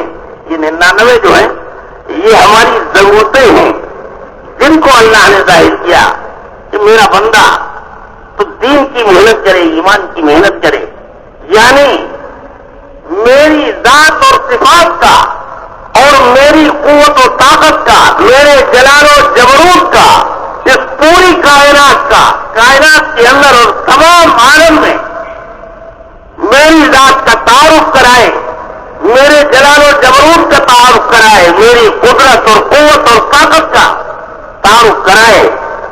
اللہ نے تو ایسا پیدا کیا تھا, اس لیے پیدا کیا تھا انسان کو. کنت کنزا مخفیا, میں تو ایک چھپا ہوا خزانہ تھا, کوئی جانتا تھا, میں نے چاہا کہ مجھے پہچانا جائے, لہذا میں نے کائنات کو بنایا اور انسان کو. کائنات کو تو اللہ نے اپنی قدرت کا مظہر بنایا ہے. کیسی کیسی چیزیں اللہ نے مٹی سے پیدا فرمائی اپنی قدرت سے. آسمان کو بغیر آسمان کے, زمین کو بغیر زمین کے, چاند سورج ستاروں کو بغیر چاند سورج ستاروں کے, ملائکہ کو بغیر ملائکہ کے, آدم کو بغیر آدم کے, اپنی قدرت سے یہ ساری چیزیں پیدا فرمائی. اور پھر ہر مخلوق کا اللہ رزق جانتے ہیں. ہم سمجھتے ہیں رزق کا مسئلہ انسانوں اور جانوروں تک ہے, ملائکہ کو بھی رزق دیا جاتا ہے, ان کا بھی رزق ہے. ہر اللہ کا غیر جو بھی ہے, آسمانوں کو ان کا رزق دیا جاتا ہے, زمین کو ان کا رزق دیا جاتا ہے, چاند سورج ستاروں کو ان کا رزق دیا جاتا ہے. وہ خالق اور مالک ہے, وہ اللہ اللہ ہے, وہ اللہ اللہ ہے. آج تک ہم سمجھیں نہیں اپنے اللہ کو, ہم نے جانا ہی نہیں. وہ اللہ اللہ ہے, قادر مطلق ہے, جو چاہتا ہے جیسے چاہتا کرتا ہے, فعال لما یرید, جو چاہتا ہے کرتا ہے, کوئی رکاوٹ نہیں. ہم اللہ کو اللہ مان کر اللہ کے اوپر کوئی احسان نہیں کر رہے. اگر ہم اللہ کی الوہیت کا انکار کر دیں, سارے انسان, سارے فرشتے, سارے ملائکہ, سارے جنات, سارے حشرات الارض, ساری مخلوق جتنی بھی پھیلی ہوئی ہے اس پوری کائنات کے اندر, سب مل کر کے اللہ کا انکار کر دے, پھر بھی خدا کی قسم اللہ کی خدائی میں ایک رائی کے دانے کے برابر کمی نہیں آئی. اللہ اللہ ہے, وہ جلال و جبروت کا مالک. محتاج ہم ہیں, ہم محتاج ہیں. اللہ کا نام لے کر ہم اپنے احسان کر رہے ہیں, اپنے اعضاء اور جوارح پہ احسان کر رہے ہیں, جہنم سے اپنے وجود کو بچا رہے ہیں اللہ کا نام لے کر کے. تو اللہ پر نہیں بلکہ اپنی ذات کے اوپر احسان کریں. اس لیے دوستوں اور بزرگوں, اب یہ اس کائنات کا کے اندر اللہ کی ذات اور صفات کا تعارف کرانا, اس لیے اللہ نے اپنے اسماء صفاتیہ ظاہر کیے تاکہ انسان ہماری قدرت کو, ہماری مشیت کو, ہماری ربوبیت کو, ہماری حفاظت کو جانے اور اپنی تمام تر ضرورتوں کا پورا ہونا ہم سے سمجھے. اور جب ضرورتیں آ جائیں تو پھر ادھر ادھر دیکھنے کی بجائے براہ راست اللہ کی طرف نظر اٹھے اور اللہ کے حکموں کو پورا کر کے اللہ سے مانگے, اللہ مسئلے کو حل کریں. তো ভাই মোহতারাম দোস্ত বুজুর্গ, বলতেছেন এই কথা যে যখন নাকি মানুষের মধ্যে ইমানের লাইনের বিগার পয়দা হয় তো তখন সর্বপ্রথম মানুষ চিজ আর আসবাবের মুখাপেক্ষী হইতে থাকে. আল্লাহ তাআলার জাত আর সিফাতের উপরে যখন তার ইমান নষ্ট হয়ে যায় তো তখন মোহতারাম দোস্ত বুজুর্গ আল্লাহ তাআলার দিকে একটা মানুষ মুতাওয়াজ্জহ হয়ে আল্লাহর দিকে ফিরে আল্লাহর কাছ থেকে তার প্রয়োজনকে পুরা করার পরিবর্তে আল্লাহর বানানো মাখলুকাতের দিকে তখন সে ফিরতে থাকে এবং সেই দিকে সে মুখাপেক্ষী আর মোহতাজ হতে থাকে এবং মনে করে যে চিজার আসবাব যত বাড়বে তত বেশি আমার যে এরকম ভাবে অভাব দূর হয়ে যাবে, পেরেশানি দূর হয়ে যাবে এবং আমার কাছে যে অভাব আছে এই অভাব দূর হয়ে যাবে, এইটার চিন্তা তখন তার ভিতরে পয়দা হতে থাকে. কিন্তু মোহতারাম দোস্ত আর বুজুর্গ, একটা মানুষের সমস্ত লাইনের সমস্যা, সমস্ত লাইনের অভাব আর অনটন এগুলো চিজার আসবাবের আধিক্যের কারণে পুরা হয় না, অথবা চিজার আসবাবের যে কমির কারণে একটা মানুষের সমস্যা বা একটা মানুষের চাহিদা বাড়ে এরকম নয়. মোহতারাম দোস্ত আর বুজুর্গ, বলেন যে একজন মানুষের যত লাইনের সমস্যা, এই সব লাইনের সমস্যাকে সমাধানকারী হইলেন একমাত্র আল্লাহ তাআলা, আর একটা মানুষের যত লাইনের প্রয়োজন, এই সব লাইনের প্রয়োজনকে পুরা করনেওয়ালা হইলেন একমাত্র আল্লাহ তাআলা। উনি বলেন যে এরকম ভাবে দুনিয়ার চিজ আর আসবাব না মানুষের সমস্যার সমাধান করতে পারে, না একটা মানুষের প্রয়োজনকে পুরা করতে পারে।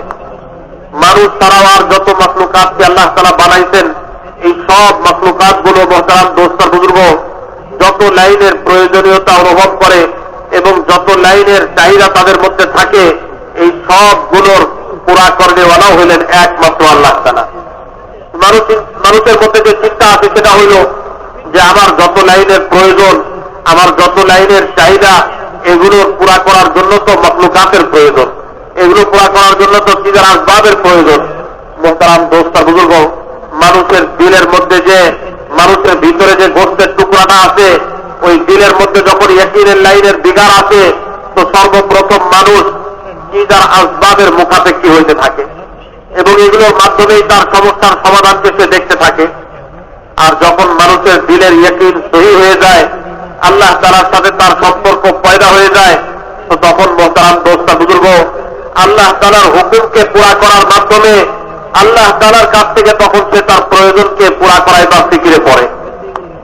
যে সে চিন্তা করে যে আমি আল্লাহ তাআলার সাথে সম্পর্কযুক্ত হয়েছি, আল্লাহ তাআলার হুকুমকে আমি পুরা করব, ওই আল্লাহ তাআলার কাছে এরকম এরকম সিফাত আছে, যে সিফাতগুলো যে এরকম ভাবে আমার প্রয়োজনগুলোকে পুরা করবার লাইনে আমাকে শিক্ষা দিতেছে, এবং যে সিফাতগুলোর বিশ্বাস, যে সিফাতগুলোর উপরে বিশ্বাস করার মাধ্যমে আমি ওই আল্লাহ তাআলার কাছ থেকে আমার সমস্ত লাইনের প্রয়োজনগুলোকে পুরা করাই নিতে পারবো, আর আমার চাহিদাগুলো মিটতে থাকবে। মোহতারাম দোস্ত বুজুর্গ, এই জন্য বলেন যে আল্লাহ তাআলার এক তো হইল আল্লাহ তাআলার জাতের উপরে বিশ্বাস করা, দ্বিতীয় হইল যেগুলো আসমাউল হুসনা, আর বলেন যে এরকম ভাবে আল্লাহ তাআলার সুন্দর সুন্দর নাম কোরআন এবং হাদিসের আলোকে তো বলা হয় যে এগুলো হইল ৯৯টা আল্লাহ তাআলার সিফাতি নাম। তো বলেন যে আসল আল্লাহ তাআলার যে কতগুলো সিফাতি নাম আছে, এটা তো আল্লাহ তাআলাই ভালো জানেন, অন্য কেউ আর এটা জানে না। কিন্তু বলেন যে আল্লাহ তাআলা যা বলতেন এইটা তো ৯৯ আমরা জানি, কিন্তু তাছাড়াও অনেকে বলতেন যে আল্লাহ তাআলার ৩,৫০০ সিফাতি নাম আছে, কেউ ৬.৫ লক্ষ সিফাতি নামের কথা বলতেন, যে আল্লাহ তাআলার সিফাতি নামের তো কোনো সীমা নাই। যেহেতু আল্লাহ তাআলা এই সব কিছু পয়দা করে আপনার এই সিফাতি নামের মাধ্যমে বান্দাদেরকে শিখাইতেছেন যে দেখো বান্দা, তুমি আমার জাতের উপরে ইয়াকিন করবার পরে আমার কাছ থেকেই যে সব কিছুর প্রয়োজন পুরা করাই নিতে পারবা আমার হুকুমকে পুরা করার দ্বারা, এইটা আমার এই সিফাতি নামগুলোর মাধ্যমে তুমি শিখো, এবং আমার এই সিফাতি নামগুলোকে শিখার পরে তুমি এটার উপরে বিশ্বাস করো, ইয়াকিন করো, তো আমার মাধ্যমে তোমার সব লাইনের প্রয়োজনগুলো পুরা হইতে থাকবে। মোহতারাম দোস্ত বুজুর্গ, বলেন যে এরকম ভাবে যখন একজন মানুষ আল্লাহ তাআলার জাতের উপরে ইয়াকিন রাখবে, এরপরে যখন সে এরকম ভাবে এই ইয়াকিনকে মজবুত করার জন্য মেহনতের ময়দানের মধ্যে নামবে, তো নামার পরে এক এক লাইনে তার এক একটা প্রয়োজন দেখা দিবে।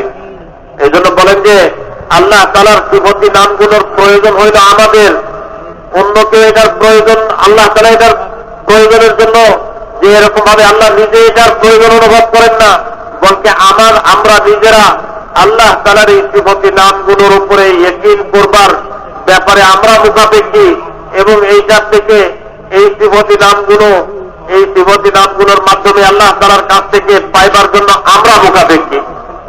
তো উনি মিসাল স্বরূপ বলতেছেন, যেমন আল্লাহ তাআলার একটা সিফাতি নাম হইল যে রাজ্জাক, রিজিক দেনেওয়ালা। এরকম ভাবে দুনিয়াতে যত মানুষ আছে তারা যখন তাদের ইয়াকিনকে সহি করবার জন্য, ও ভাই আপসের কথা বন্ধ করে দিন, এখানে কে কথা বলতেছেন?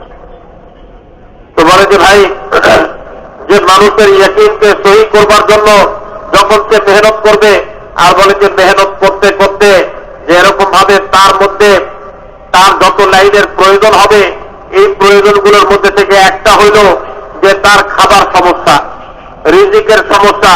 তো আল্লাহ তাআলা বলতে চায় বান্দা যে আমি হইলাম রিজিক দেনেওয়ালা, আমি হইলাম সবচেয়ে বড় রিজিক দেনেওয়ালা রাজ্জাক। যে তোমার দিলের মধ্যে যেন এই বিশ্বাসটা মজবুত থাকে যে রিজিকের ব্যবস্থা একমাত্র আমার পক্ষ থেকে হয়ে থাকে, আমি একমাত্র রিজিক দেনেওয়ালা। দুনিয়ার চিজা আসবাব তোমাকে রিজিক দিবে না, দুনিয়ার কোন বস্তু আর ব্যক্তি তোমাকে রিজিক দিবে না। রিজিকের মালিক আর এর খাজানার মালিক হইলাম একমাত্র আমি। তো বলে যে এরকম ভাবে আল্লাহ তাআলা মানুষকে এই কথা শিক্ষা দিতেছেন তার এই সিফতি নামের মাধ্যমে যে আল্লাহ তাআলাই রিজিক দেনেওয়ালা। কোরআনে পাকের মধ্যে আল্লাহ তাআলা ফরমাইছেন ওয়াকাম মিন দাব্বাতিন লা তাহমিলু রিজকাহা আল্লাহু ইয়ারযুকুহা ওয়া ইয়্যাকুম। যে জমিনের মধ্যে এরকম অনেক মখলুক আছে যারা রেশন পানি পিঠের মধ্যে নিয়ে ঘোরে না, কিন্তু আল্লাহ তাআলা তাদেরকেও রিজিক দেন আর তোমাদেরকেও রিজিক দান করেন। যে এরকম ভাবে তাদেরকেও রিজিক দিতেছেন আর তোমাদেরকেও রিজিক দিতেছেন। তো বলে যে এরকম ভাবে জমিনের মধ্যে শুধু মানুষ নয়, যত চতুষ্পদ জন্তু আছে, যত মখলুকাত আছে, আর বলে জমিন আছেন, আসমান আছে, আর যত চতুষ্পদ জন্তু আছে, আর গাছপালা কীট পতঙ্গ আছে, প্রত্যেকের পরিমাণ কোন জায়গাতে কাকে কি রিজিক দিতে হবে এই সব কিছু আল্লাহ তাআলার ইলমের মধ্যে রয়ে গেছে। তো বলে যে জমিনের রিজিক আল্লাহ ভিন্ন পৌঁছাইতেছেন এবং কি রিজিক জমিনের জন্য এটা আল্লাহ তাআলা দিয়ে দিতেছেন, আসমানের জন্য, মখলুকাতের জন্য। বলে যে সব লাইনে আল্লাহ তাআলা তাদের প্রয়োজনকে পুরা করে দিতেছেন। বলে যে শুধু তাই না, ওই যে ছোট ছোট কীড়া পোকামাকড়, এই পোকামাকড়ের কি পরিমাণ রিজিক হবে এটা আল্লাহ তাআলাই ব্যবস্থা করে দিতেছেন। কোথায় সে অবস্থান করতেছে তার জায়গা পর্যন্ত আল্লাহ তাআলাই রিজিক পৌঁছায় দিতেছেন। তো আল্লাহ তাআলা বান্দাকে শুনাইছেন যে বান্দা তুমি আমার উপরে ইয়াকিন করবার পরে যখন তুমি ইয়াকিনের ময়দানে মেহনত করবে এটাকে মজবুত করবার জন্য, তখন তোমার খাবারের প্রয়োজন হবে, তো চিন্তা করবা যে আমি রিজিক দেনেওয়ালা। আর আমি তো এরকম রিজিক দেনেওয়ালা যে যখন চাইবো তো খাবারের মাধ্যমে তোমাকে রিজিক দিব, আর যখন চাইবো তো তখন তো আমি বিনা খাবারে তোমার রিজিকের ব্যবস্থা করে দিব। তো বলেন যে এই জন্য যে কিয়ামতের আগে আগে যখন ইয়াজুজ মাজুজের জামানা হবে, তো বলেন যে সেই অবস্থায় একজন মানুষকে আল্লাহ তাআলা কিভাবে রিজিক দিবেন। বলেন যে আল্লাহ তাআলা এইভাবে তাকে প্রতিপালন করবেন যে গুহার মধ্যে থাইকা যে সে তৃতীয় কলমা পড়বে সুবহানাল্লাহি ওয়াল হামদুলিল্লাহি ওয়া লা ইলাহা ইল্লাল্লাহু আল্লাহু আকবার ওয়া লা হাওলা ওয়া লা কুওয়াতা ইল্লা বিল্লাহ। বলেন যে এই দোয়া পড়বে তো তার পেট ভরে যাবে, আল্লাহ তাআলা তার পেট ভরার ব্যবস্থা করে দিবেন, তার রিজিকের চাহিদাকে আল্লাহ তাআলা পুরা করে দিবেন। তো মোহতারাম দোস্ত আর বুজুর্গ, বলে যে এরকম ভাবে জমিনের মধ্যে আল্লাহ তাআলা তার এক নাম, যে এরকম ভাবে সিফতির নাম যেটা আল্লাহ তাআলা বান্দাদেরকে শুনাইছেন, সেটা হইল হাফিজ। হাফিজ কাকে বলে? ওই যে যত লাইনে হেফাজতের প্রয়োজন আছে, বান্দা যখন নিরাপত্তাহীনতায় ভোগে, তো ইমানের মেহনত করে ওনাদেরকে আল্লাহ তাআলা বুঝাইছেন যে দেখো যখন তুমি নিরাপত্তাহীনতায় ভুগবা তখন একমাত্র স্রেফ আল্লাহ তাআলাই সবচেয়ে বড় হেফাজত করেওয়ালা, এই কথার ইয়াকিন তোমার দিলের মধ্যে থাকে, এছাড়া অন্য কোন বিশ্বাস তোমার দিলের মধ্যে না থাকে। তো বলে যে এরকম ভাবে আল্লাহ তাআলা হইলেন রব, প্রতিপালক, সবকিছু আল্লাহ তাআলা প্রতিপালন করতেছেন। এই বিশ্বাস মানুষের মধ্যে পয়দা করাইবার জন্য আল্লাহ তাআলা তার এক সিফতি নামের ঘোষণা দিয়েছেন যে আমি হইলাম প্রতিপালক, আসমানের প্রতিপালক, জমিনের প্রতিপালক।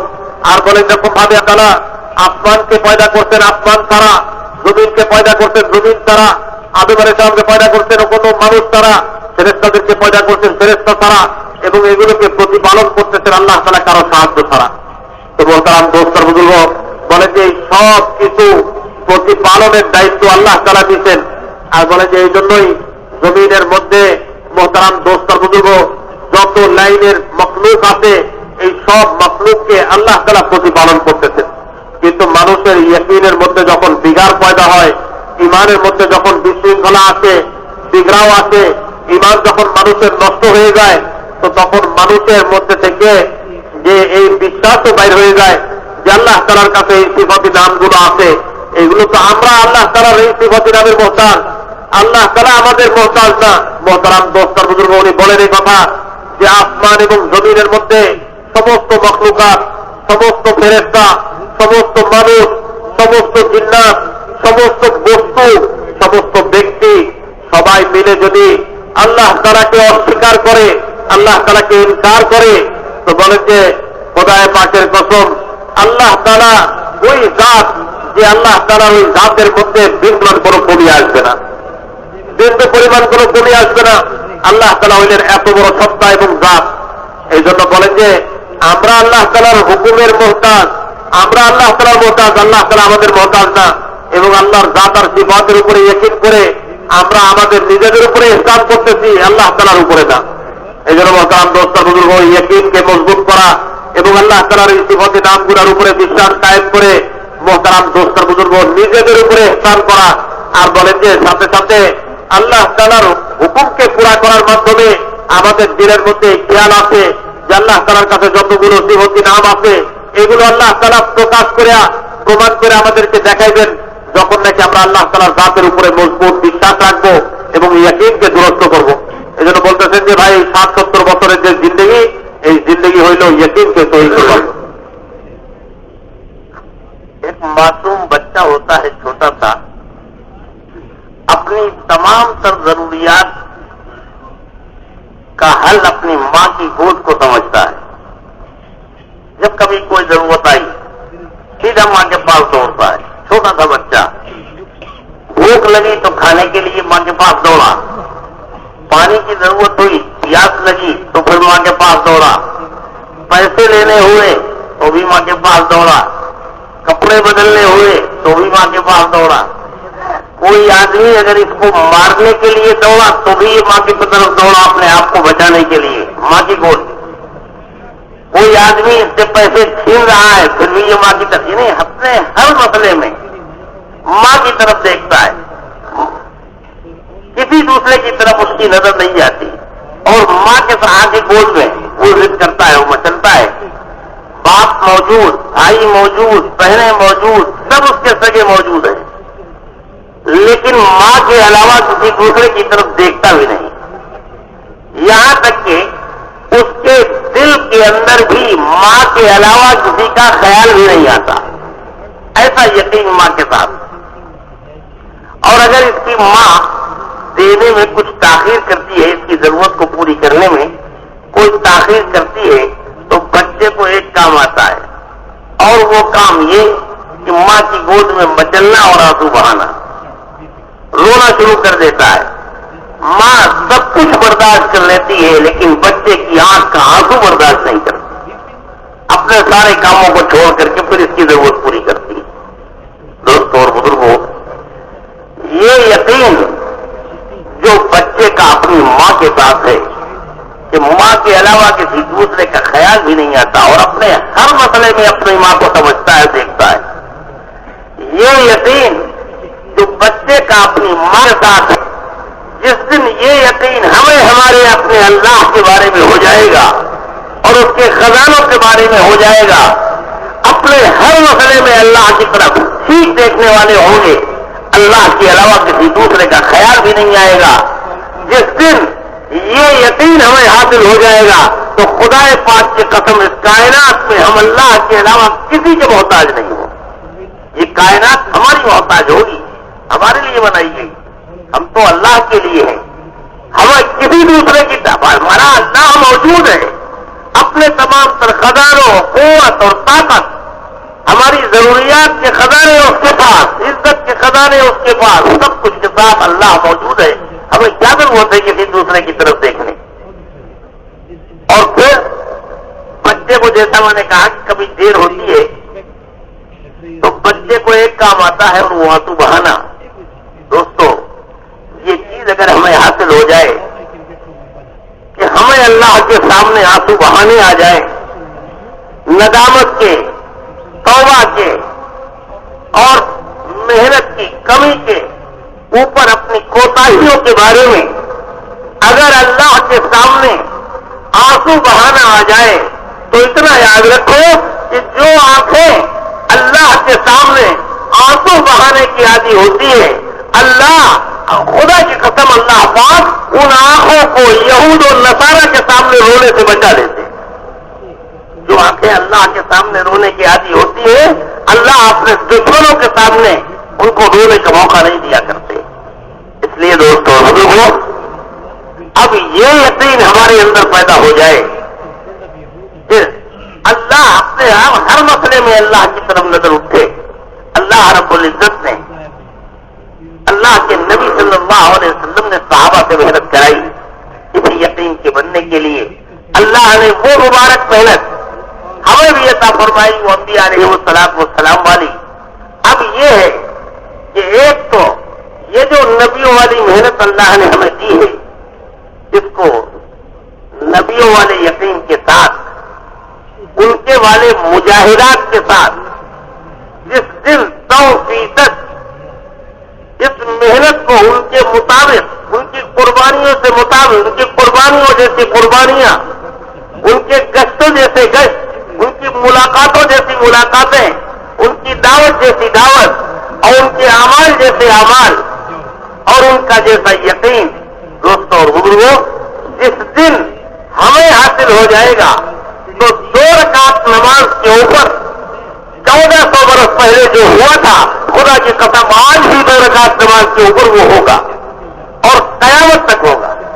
اس لیے کہ حضور صلی اللہ علیہ وسلم نے اللہ کی طرف سے مددیں اور نصرتیں جو بھی نازل کرائیں اپنے زمانے میں وہ قیامت تک اپنی امت کے ساتھ امت کے واسطے کرا کے چلے گئے.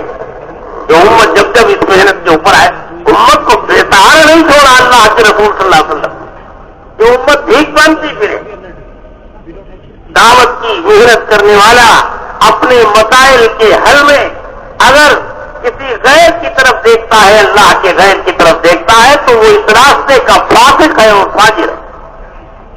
ایمان کا کلمہ پڑھنے والا اور ایمان کی دعوت دینے والا اور سب کچھ اللہ سے ہونے کا یقین اس کی دعوت دینے والا اپنے مسائل میں اگر اللہ کے غیر کی طرف دیکھتا ہے تو اس سے بڑی دعوت کی کوئی توہین نہیں ہو سکتی. ایمان کی سب سے بڑی توہین. اس لیے دوستوں اور بزرگوں ہمیں اس مبارک محنت کو صحابہ والے طرز پر کرنا یہ سیکھنا ہے. ہماری محنت جس دن ان کے والے طریقے پہ آ جائے گی تو پھر دنیا کے اندر اللہ رب العزت ہمیں کسی کا محتاج نہیں بنائیں گے. دنیا کے اندر بھی سکون و چین کی زندگی اور امن و امان ماحول ہوگا اور آخرت کے اندر اللہ اپنی نعمتیں عطا فرمائیں گے. ایسا امن و امان کا ماحول قائم ہوا اس محنت کی برکت سے کہ بسرے سے ایک نوجوان لڑکی تنہا چلی امیر المومنین کی سے ملنے کے لیے. اور جب مدینہ منورہ میں آ کر کے امیر المومنین سے ملی تو امیر المومنین نے پوچھا کہ بیٹا اتنے سفر میں جو تمہارا سینکڑوں ہزاروں میل کا سفر ہوا ہے اس سفر میں تم نے ایمان والوں کو کیسا پایا؟ تو اس نے کہا کہ امیر المومنین ہر گھر مجھے اپنا گھر لگا, ہر بڑا مجھے اپنا باپ لگا, ہر عورت مجھے اپنی ماں لگی, ہر لڑکا ہمارا اپنا سگا بھائی لگا. امیر المومنین اس پورے سفر کے اندر ایک آنکھ بھی ایسی نہیں تھی جو میری طرف غلط نظر سے اٹھی ہو. ایسا پاکیزہ اور امن و امان کا ماحول.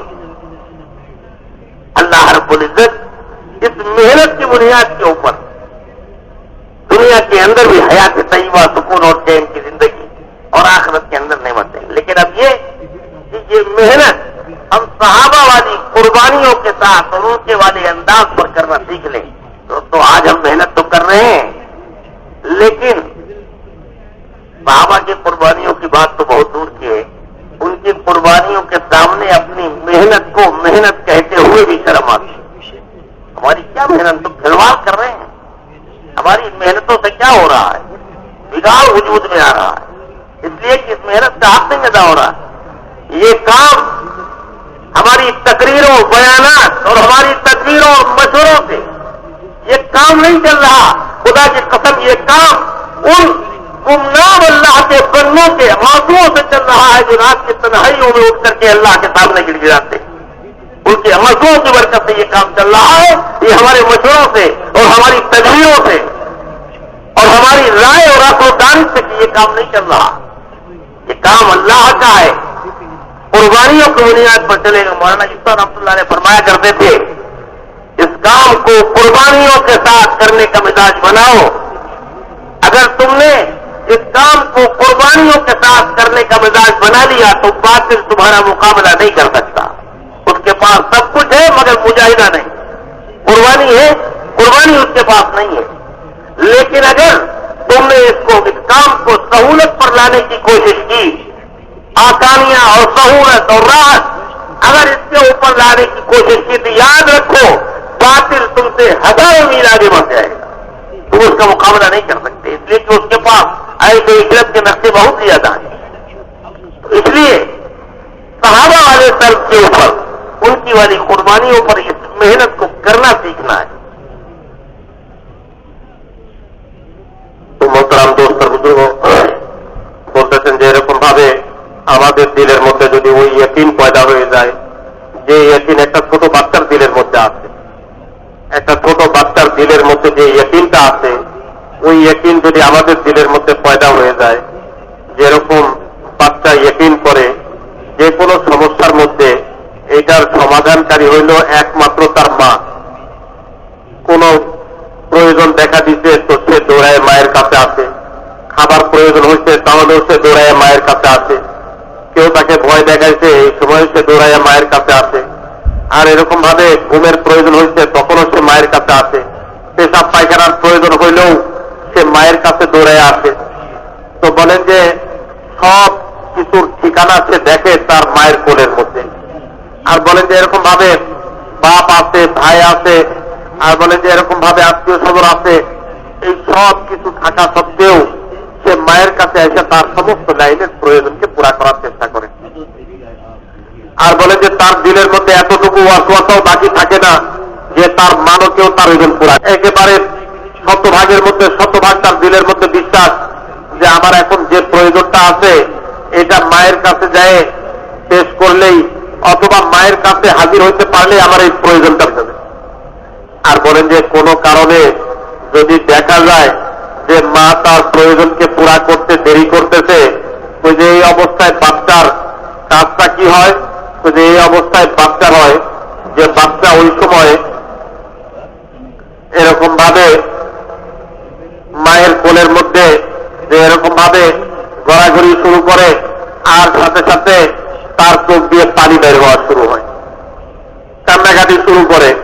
আর বলেন যে মায়ের দিল বাচ্চার ব্যাপারে এত ব্যাকুল হয়ে যায় তখন যে একটা মা দুনিয়ার সব কিছু বরদাস্ত করতে পারে কিন্তু তার বাচ্চা ছোট কোলের বাচ্চার কান্নাকে সে সহ্য করতে পারে না। যখন বাচ্চা কান্না শুরু করে তো তখন মা তার চাহিদা পুরা না করা পর্যন্ত ক্ষান্ত হয় না, শান্ত হয় না। মোহতারাম দোস্ত বুজুর্গ বলেন যে যেই দিন আমাদের দিলের মধ্যে ওই বাচ্চার দিলে যে তার মায়ের ব্যাপারে যে ইয়াকিন আছে ওই ইয়াকিন আমাদের দিলের মধ্যে পয়দা হবে, তো উনি বলেন যে আল্লাহ তাআলার কসম, আল্লাহ তাআলা আল্লাহ ছাড়া তার গায়ের যত জিনিস আছে এই সব জিনিসের কাছে মুখাপেক্ষী হওয়া থেকে আল্লাহ তাআলা আমাদেরকে বাঁচায় দিবেন।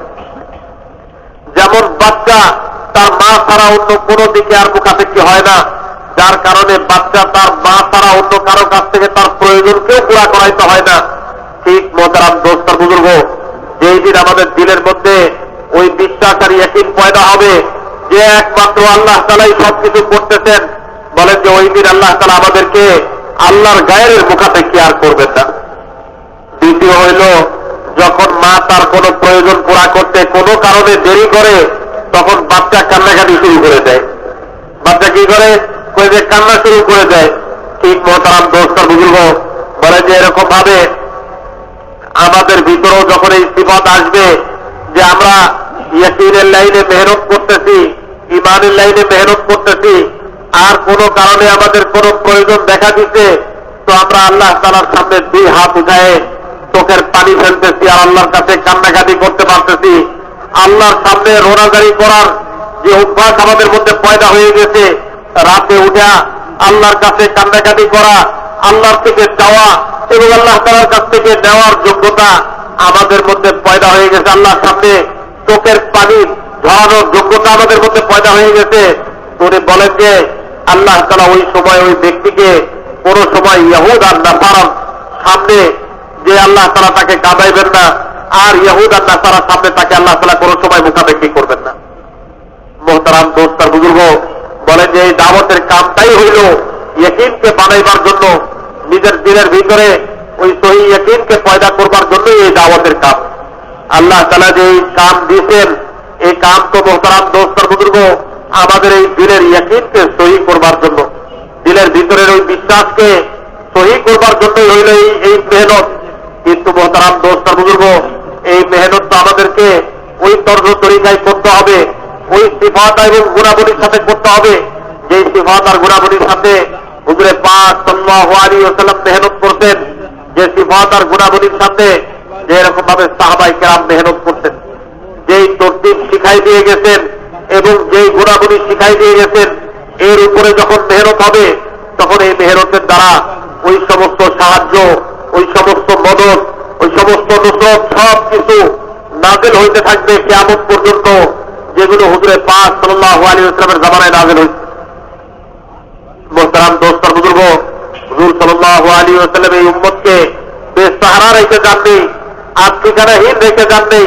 হুজুর সাল্লাল্লাহু আলাইহি ওয়াসাল্লাম এই উম্মতকে তো ওই আমাল দিয়ে গেছেন, ওই মেহনত দিয়ে গেছেন। এই মেহনতের ইয়াদের উপরে এই উম্মত মোহতারাম দোস্তর বুজুর্গ আল্লাহ তাআলার কাছ থেকে ওই পরিমাণ সাহায্য আর মদদ কিয়ামত পর্যন্ত দিতে সক্ষম হবে, যে পরিমাণ সাহায্য আর মদদ হুজুর সাল্লাল্লাহু আলাইহি ওয়াসাল্লাম এই মেহনতের জরিয়াতে এবং এই সমস্ত আমলের মাধ্যমে আল্লাহ তাআলার কাছ থেকে দিয়েছেন। এটা শুধু ওই 1400 বছর আগের জামানার সাহায্য আর মদদ নাযিল হইতে এরকমই না, কিয়ামত পর্যন্ত এই সাহায্য মদদ নাযিল হইবার ব্যবস্থা আল্লাহ তাআলা করে দিয়েছেন এই মেহনতের মাধ্যমে। তো মোহতারাম দোস্তর বুজুর্গ বলেন যে এই মেহনতের মাধ্যমে একদিকে ইয়াকিন সহি হবে, আর একদিকে মেহনতের মাধ্যমে জিন্দগির আমাল সহি হবে, আর একদিকে মেহনতের মাধ্যমে দুনিয়ার মাহৌল এবং পরিবেশের মধ্যে আমন আমান আসবে। নিরাপত্তাহীনতায় যে আজকে পুরা দুনিয়া ভুগতেছে, এই নিরাপত্তাহীনতা দূর হয়ে পুরা দুনিয়ার মধ্যে নিরাপত্তা আসবে, শান্তি আসবে এবং পুরা দুনিয়ার মধ্যে মোহতারাম দোস্তর বুজুর্গ এরকম নিরাপত্তা পয়দা হবে যেরকম হযরত আমিরুল মুমিনিন ওমর ফারুক রাদিয়াল্লাহু আনহুর জামানাতে যে এরকম ভাবে নিরাপত্তা কায়েম হয়েছে। বলে যে বসরা থেকে এক মেয়ে লোক চলা শুরু করতে, আর বলে যে মদিনা মুনাওয়ারাতে হযরত আমিরুল মুমিনিনের সাথে সাক্ষাৎ করতে আসতেছে, আর বলে যে এত দূর পর্যন্ত সফর করে যে আসতেছে। তো যখন তাকে জিজ্ঞাসা করা হয়েছে যে তুমি চলতি পথে এরকম অবস্থা পাইছো লোকদের, ওই যে তাদের অবস্থা তো এরকম ছিল, যেখানে গেছি সেখানে যে এরকম ভাবে নওজওয়ানদেরকে, যে আমার মেয়ে লোকদেরকে আমার মায়ের মতো লাগছে, বৃদ্ধদেরকে আমার বাপের মতো পাইছি, পুরা সফরের মধ্যে এরকম একজন লোকও আমার মিলেনি যে খারাপ নজরে আমার দিকে তাকায়। মোহতারাম দোস্তর বুজুর্গ, এই যে জমিনের মধ্যে যে নিরাপত্তা, এই নিরাপত্তা আসছে এই মেহনতের মাধ্যমে। কিন্তু মোহতারাম দোস্তর বুজুর্গ আজকে তো আমরা এই মেহনতটাকে আমাদের খেয়াল খুশি মতন আর আমাদের সুবিধা চাহিদা মতন করতেছি। মোহতারাম দোস্তর বুজুর্গ আমরা তো খেলার মধ্যে নিয়োজিত। মোহতারাম দোস্তর বুজুর্গ যে মেহনত আল্লাহ তাআলা আমাদেরকে দিতেন, আমরা মনে করতেছি আমাদের বয়ান আর মশওয়ারা আর আমাদের রায় দেওয়ার আমাদের এই চলাফেরার মাধ্যমেই এই মেহনত পুরা হয়ে যেতেছে। উনি বলেন যে মোহতারাম দোস্তর বুজুর্গ এই মেহনত তো পুরা হইতেছে এবং এই মেহনত পুরা আলোকের মধ্যে যে চলতেছে, ওই সমস্ত কুরবানি দেনেওয়ালার এবং ওই সমস্ত রোনাজারি করনেওয়ালার বরকতের উপরে যারা গোপনে আল্লাহ তাআলার সামনে নিজেদের চোখের পানি ধরাইতেছে, যারা নিজেরা যে কুরবানি আর মুজাহাদার উপরে দিনের এই মেহনতকে করে দিতেছে। মোহতারাম দোস্তর বুজুর্গ সাহাবাওয়ালা ওই সিফাত আর হুজুর সাল্লাল্লাহু আলাইহি ওয়াসাল্লাম বাতানো ওই সিফাত এবং গুণাবলী সহকারে যখন আমাদের এই মেহনত হবে, তখন এই মেহনতের নতিজা এবং ফলাফল প্রকাশ পাইবে। মোহতারাম দোস্তর বুজুর্গ ওই ইয়াকিন দিলের মধ্যে আসবে, আমালের লাইনের ওই পরিশুদ্ধতা আসবে, পরিবেশের মধ্যে ওই পরিবর্তন সাধিত হবে।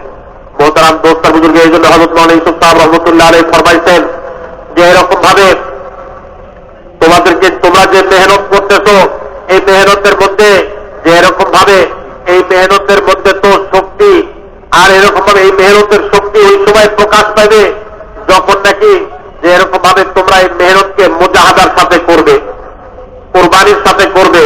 কারণ হইল মোহতারাম দোস্তর বুজুর্গ কাফের আর মুশরিকের কাছে যে জিনিসটা আছে সেটা হইল আরাম প্রিয়তা, সহুলতের আসবাব, সহজ হওয়ার সমস্ত মাধ্যম উপকরণ, সহজভাবে জীবনযাপন করার।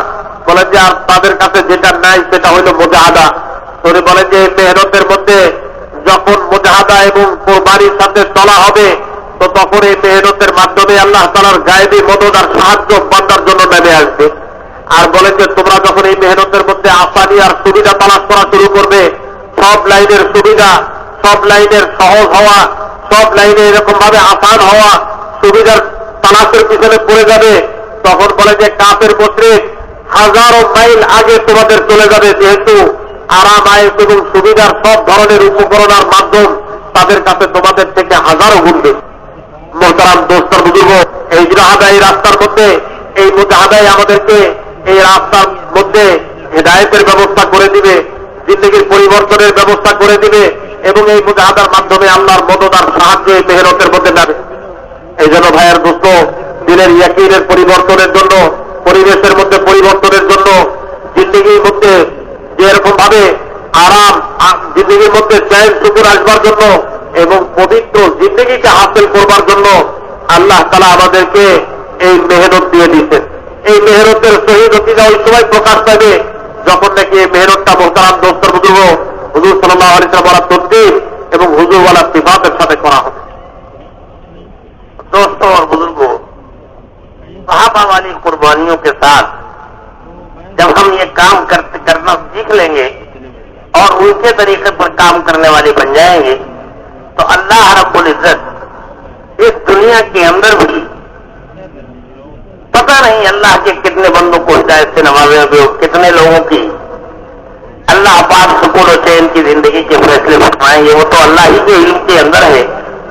हम याद कर रहे थे कि हमें तो इस वक्त सीखना है सहाबा के दम के ऊपर इस मेहनत को करना, कि सहाबा ने किन कुर्बानियों के साथ, और फिर आज भी ये काम जो हमारे तक पहुंचा है वो कुर्बानियों के साथ पहुंचा है। आज इस्तकबाल का जमाना है, उन कुर्बानियों का हमें अंदाजा नहीं हो सकता जो पिछले दौर में जमाने में कुर्बानियां दे चुके हैं लोग, जिनके आंसुओं से अल्लाह ने इस काम को कबूल फरमा करके पूरे आलम के अंदर फैला दिया। जमात एक मर्तबे आई हुई थी, हैदराबाद की थी, और उसमें पढ़े लिखे लोगों की जमात थी, बैरिस्टर थे, जजेस थे, वकील थे, डॉक्टर, इंजीनियर वगैरह इस किस्म के लोगों की जमात 10-12 आदमी थे। हजरत ने उसकी तशकील कर ली, मौलाना यूसुफ साहब रहमतुल्लाह ने, उनके यहाँ पे एक ही काम था, वो मदारिस का सफर करके जमात आई थी, इन्होंने तशकील कर ली। अब तशकील तो 10 दिन की हो गई लेकिन ले जाने वाला कोई नहीं था, बहुत परेशान कि कोई आदमी मिल जाए ले जाने वाला। मरकज में कोई उस वक्त इत्तेफाक से मौजूद नहीं। हमने देखा कि बाद मरतबे हज़रत मौलाना का ये हाल होता था कि बेचैनी की वजह से नंगे पैर सड़क के ऊपर पड़ जाते थे, मरकज के बाहर पहुंच जाते थे, कोई आदमी मिल जाए। एक दिन इत्तेफाक से वो हाफिज साहब आ गए, दिल्ली के थे, हाफिज मकबूल साहब रहमतुल्लाह अलैह के मुताल्लिकीन में थे। अब उनको सीने से लगा लिया, दौड़ करा रहे, हाफिज जी बहुत अच्छा किया, तुम चले आए, बहुत अच्छा किया, और ये जमात मौजूद है, उसको ले जाना है, पढ़े लिखों की जमात है, अगर इसको काम समझ में आ जाएगा तो पूरे इलाके में काम होगा और सब तुम्हारे सहीफे में। इतना उनके पीछे पड़ गए, ऐसी तश्कील की तो उन्होंने कहा हजरत हम यहीं से चले जाएंगे, आपसे इस इसरार के बाद अब हमारी घर जाने की हिम्मत नहीं, हम यहीं से चले जाएंगे इन लोगों को लेकर के। आप तो हमारे घर पर किसी को भेज दीजिए कि एक तो वो हमारा बिस्तर ले आए और दूसरा हमारी बेटी का जनाजा रखा हुआ है घर के ऊपर, हम यहां इसलिए आए थे कि किसी को ले जाकर के नमाज जनाजा पढ़वाते, तो वो आदमी बिस्तर भी ले आए और हमारी बेटी का कफन दफन भी करके आ जाए। इस तरीके से मैं याद करा था दोस्तों और बुजुर्गों, इस तरीके से काम आगे बढ़ा है, यहां तक पहुंचा है। उसके बाद जमात को जब रवाना किया है तो दुआ में हज़रत मौलाना यूसुफ रहमतुल्लाह अलैह के ऊपर एक अजीब हाल था, एक तो हाफिज साहब की वो कुर्बानी, दूसरा इन लोगों का जाना। तो हम याद कर रहे थे कि पता नहीं अल्लाह के किन बंदों के आंसुओं के सदके में और उनके दर्द और तड़प और दिल की दुखन के जरिए से अल्लाह पाक की काम अपने करम से चला रहे हैं। अल्लाह पाक इस काम को हमें सहाबा के तर्ज पर करने की तौफीक अता फरमाए। इसलिए कि अल्लाह के नबी सल्लल्लाहु अलैहि वसल्लम इस उम्मत को मकसद हयात के दर्जे में नाम देकर के गए हैं, अपने अपने बाद इस उम्मत को जलील और रुसवा होने के लिए छोड़ के नहीं आई। जब तक उम्मत इस मेहनत के ऊपर रही, झोपड़ों के अंदर रही, चमकती रही, जब से ये उम्मत इस मेहनत से हटी है, महलों के अंदर रह करके भी रुसवा और जलील। তো মোহতারাম দোস্তর বুজুর্গ বলতেছেন এই কথা যে এরকম ভাবে এই মেহনতটা যে আমাদেরকে হবে, এই মেহনতটা সাহাবীদের তদের উপরে করতে হবে। সাহাবীদের নিয়ম এবং পন্থা এবং সাহাবীওয়ালা ওই কোরবানির উপরে আমাদের এই মেহনতকে পুরা করতে হবে। মোহতারাম দোস্তর বুজুর্গ বলেন যে যখন সাহাবীওয়ালা ওই নিয়ম এবং পন্থা এবং ওই কোরবানি আর মুজাহাদার উপরে এই মেহনত আমাদের হইতে থাকবে, তো তখন মোহতারাম দোস্তর বুজুর্গ এই মেহনতের মাধ্যমে আল্লাহ তাআলা এক পরিবর্তন আনবেন। আর বলেন যে কাম যে পর্যন্ত আসছে, এই পর্যন্ত কাম যে পৌঁছছে, এই পৌঁছাটাও মোহতারাম দোস্তর বুজুর্গ যে কোরবানি ছাড়া হয় নাই, মুজাহাদার কোরবানি ব্যতি রেখে হয় নাই, এই পর্যন্ত কাম যে পৌঁছছে এটাও বহুত বড় এক কোরবানির বুনিয়াদে, বহুত বড় যে এরকম মুজাহাদার উপরে বহুত লোকের যে চোখের পানি এবং মোহতারাম দোস্তা বুজুর্গ রোজাদারির উপরে। আজকে যে আল্লাহ তাআলা উনি বলেন যে আজকে তো ইস্তেকবালের জামানা, সব জায়গা থেকে মানুষকে শুধু ইস্তেকবালই করতেছে। তবলিগওয়ালা হিসাবে মানুষের একজন আর একজনকে যে এরকম ভাবে কত লাইনের খায় খাতির করতেছে, ওই যে আজকের এই জামানা পর্যন্ত তবলিগ পৌঁছা, যে এটা বহুত বড় কোরবানির উপরে আর বহুত বড় মুজাহাদার উপরে, বহুত রোজাদারির পরে। মোহতারাম দোস্তার বুজুর্গ উনি বলতেছেন যে হযরত মাওলানা ইউসুফ সাহেব রহমতুল্লাহ আলাইহির জামানায় হায়দ্রাবাদ থেকে একটা জামাত আসলো, একটা জামাত মুফতি নিজামুদ্দিনের মধ্যে, মার্কাজ নিজামুদ্দিনের মধ্যে আসলো। আর বলেন যে এই জামাতটা আসার পরে হযরত রহমতুল্লাহ আলাইহি বড় বেচাইন হয়ে গেলেন হযরত মাওলানা ইউসুফ সাহেব রহমতুল্লাহ আলাইহি, যে জামাতকে কে নিয়ে যাবে। জামাতকে ওই সময় এরকম অবস্থা ছিল যে মার্কাজের মধ্যেও তেমন কেউ ছিল না নিয়ে যাওয়ার জন্য। হযরত মাওলানা ইউসুফ সাহেব রহমতুল্লাহ আলাইহি অনেক সময় যে এরকম ভাবে এরকম জামাত, যে জামাতগুলো বাহির থেকে আসতো, চাই ওটা ওলামাদের জামাত হোক বা যে কোনো জামাত হোক, সেই জামাতগুলোর সহি তালিম আর তরবিয়তের জন্য সহি লোক তাদের সাথে জোড়া তশকিল করা, তাদেরকে ওই একই কাম ছিল। ওই যে তাদের ব্যাপারে বড় বেচাইন হয়ে যেতেন, পেরেশান হয়ে যেতেন। আর হায়দ্রাবাদ থেকে যে এই জামাতটা আসলো, এই জামাতটাও বড় খাওয়াস লোকদের জামাত ছিল, বড় বড় ব্যারিস্টার, ডাক্তার, ইঞ্জিনিয়ার আর বলে যে বড় অফিসার, পদমর্যাদা সম্পন্ন পদবীধারী লোকেরাই এই জামাতের মধ্যে ছিল। তো এরকম জামাতটা যখন নিজামুদ্দিনে আসছে, হযরত মাওলানা ইউসুফ সাহেব রহমতুল্লাহ আলাইহি বড় বেচাইন হয়ে গেলেন এই জামাত কে নিয়ে যাবে। আর হযরত রহমতুল্লাহ আলাইহি যে এরকম ভাবে এই ধরনের জামাত আসলে যে যখন এরকম ওনার মধ্যে চিন্তা ফর হয়ে যেত, এরকম পেরেশান হয়ে যেতেন যে কখনো কখনো খালি পায়ে মার্কাজ নিজামুদ্দিন থেকে বাইরে সড়কের উপরে খালি পায়ে চলে আসতেন, পেরেশান হয়ে যেতেন, বেচাইন হয়ে যেতেন যে রাস্তার মধ্যে যদি কাউকে মেলে তাকে তশকিল করে এই জামাতের মধ্যে পাঠাবো, যদি রাস্তার মধ্যে কারো এরকম সাক্ষাৎ হয়ে যায়, এত পেরেশান হয়ে যেতেন।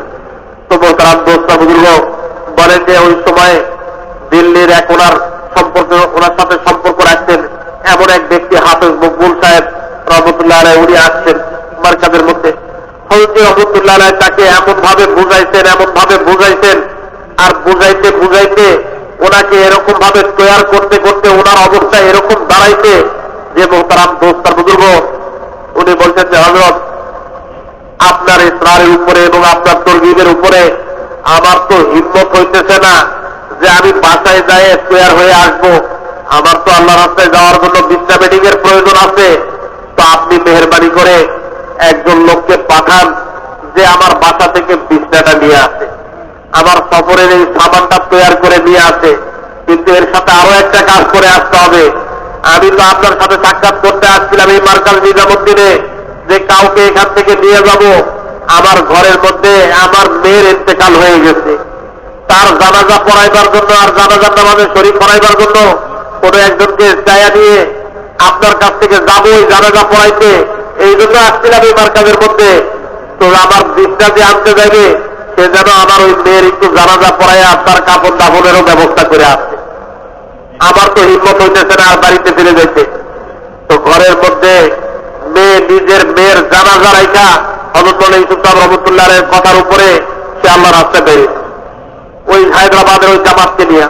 তো মোহতারাম দোস্ত আর বুজুর্গ উনি বলতেছেন এই কথা, আজকে তো আমরা মনে করতেছি কাম এরকমই চলতেছে, আর এরকম ভাবেই কাম এই পর্যন্ত পৌঁছে গেছে, এরকম নয় মোহতারাম দোস্ত বুজুর্গ। বলে যে কত লোকের কুরবানি, আর কত লোকের এই পিছা ঘষা, আর কত লোকের এরকম জান মারা, আর কত লোকের চোখের পানি, আর কত লোকের রোনাজারির উপরে আল্লাহ তাআলা কামকে আজকে এই পর্যন্ত পৌঁছাইছেন। আজকে তো মোহতারাম দোস্ত বুজুর্গ এই ইস্তেকবালের জামানার মধ্যে আমরা দেখতেছি যে আজকে তো সব জায়গাতেই যে তবলিগের নামে সবাই ইস্তেকবাল করতেছে, সবাই সব লাইনের সাহায্য সহযোগিতা করতেছে, কিন্তু মোহতারাম দোস্ত বুজুর্গ বড় কোরবানির উপরে আর বড় মুজাহাদার উপরে দাওয়াতের মেহনত আজকে এই জামানা পর্যন্ত পড়ছে। মোহতারাম দোস্ত বুজুর্গ যখন এই উম্মত এই মেহনতকে মকসদে হায়াত বানাইয়া জিন্দগির উদ্দেশ্যের দরজায় রেখা এই মেহনতকে করতেছিল, তখন তারা কুটির মধ্যে কুড়ে ঘরের মধ্যে থেকেও তো ইজ্জতের আসরে সমাসীন ছিল। আর যেই দিন উম্মত এই মেহনতকে জিন্দগির উদ্দেশ্যের জায়গায় না রেখা এই মেহনতকে কোরবানির সাথে করাকে ছেড়ে দিতে আর নিজের জিন্দগির উদ্দেশ্যকে ভুলে গেছে, আজকে বড় বড় মহলের মধ্যে শাহী মহলের মধ্যে থাকেও এই উম্মত বেইজ্জতার দলিল হয়েছে। अल्लाह के रसूल सल्लल्लाहु अलैहि वसल्लम ने इस उम्मत का कयामत तक के लिए बका और तहफ़्फ़ुज़ इसलिए नहीं तय कराया था कि हमारे बाद ये उम्मत भिखारी बनकर के जिंदगी गुजारे। जिन कौमों को ये उम्मत खुद भीख दिया करती थी उनकी भिखारी बनकर के जिंदगी गुजारे, ऐसे जलील और रुसवा होने के लिए इस उम्मत को नहीं छोड़ा था, बल्कि उम्मत को तो वो मेहनत दे के गए थे जिस मेहनत की बुनियाद पर तुम उलालून इनको तुम मोमिनीन, उम्मत इस मकाम पर थी। दुनिया में इसके जरिए से खैर तकसीम हो रही थी, अपना सब कुछ कुर्बान करके इस उम्मत को यहां पहुंचाया था। सहाबा खुद फरमाते हैं आखिरी जमाने में हुजूर सल्लल्लाहु अलैहि वसल्लम के जिस्म पाक में सिवाय हड्डी चमड़ा और खून के कुछ नहीं रह गया, सब कुछ कुर्बान कर दिया। रात की रात तन्हाइयां हों, दिन के उजाले हों, कोई भी मौका कबूलियत का आया है तो खुद अपनी जात को नहीं, अपने घर वालों को नहीं, उम्मत की खातिर ऐसे बिलके और तड़पे हैं कि साहबा फरमाते थे कि हमने देखा मुल्तजम के ऊपर अल्लाह के नबी सल्लल्लाहु अलैहि वसल्लम ऐसा तड़प रहे थे जैसे भूखा और प्यासा बच्चा अपनी मां की गोद में तड़पता है।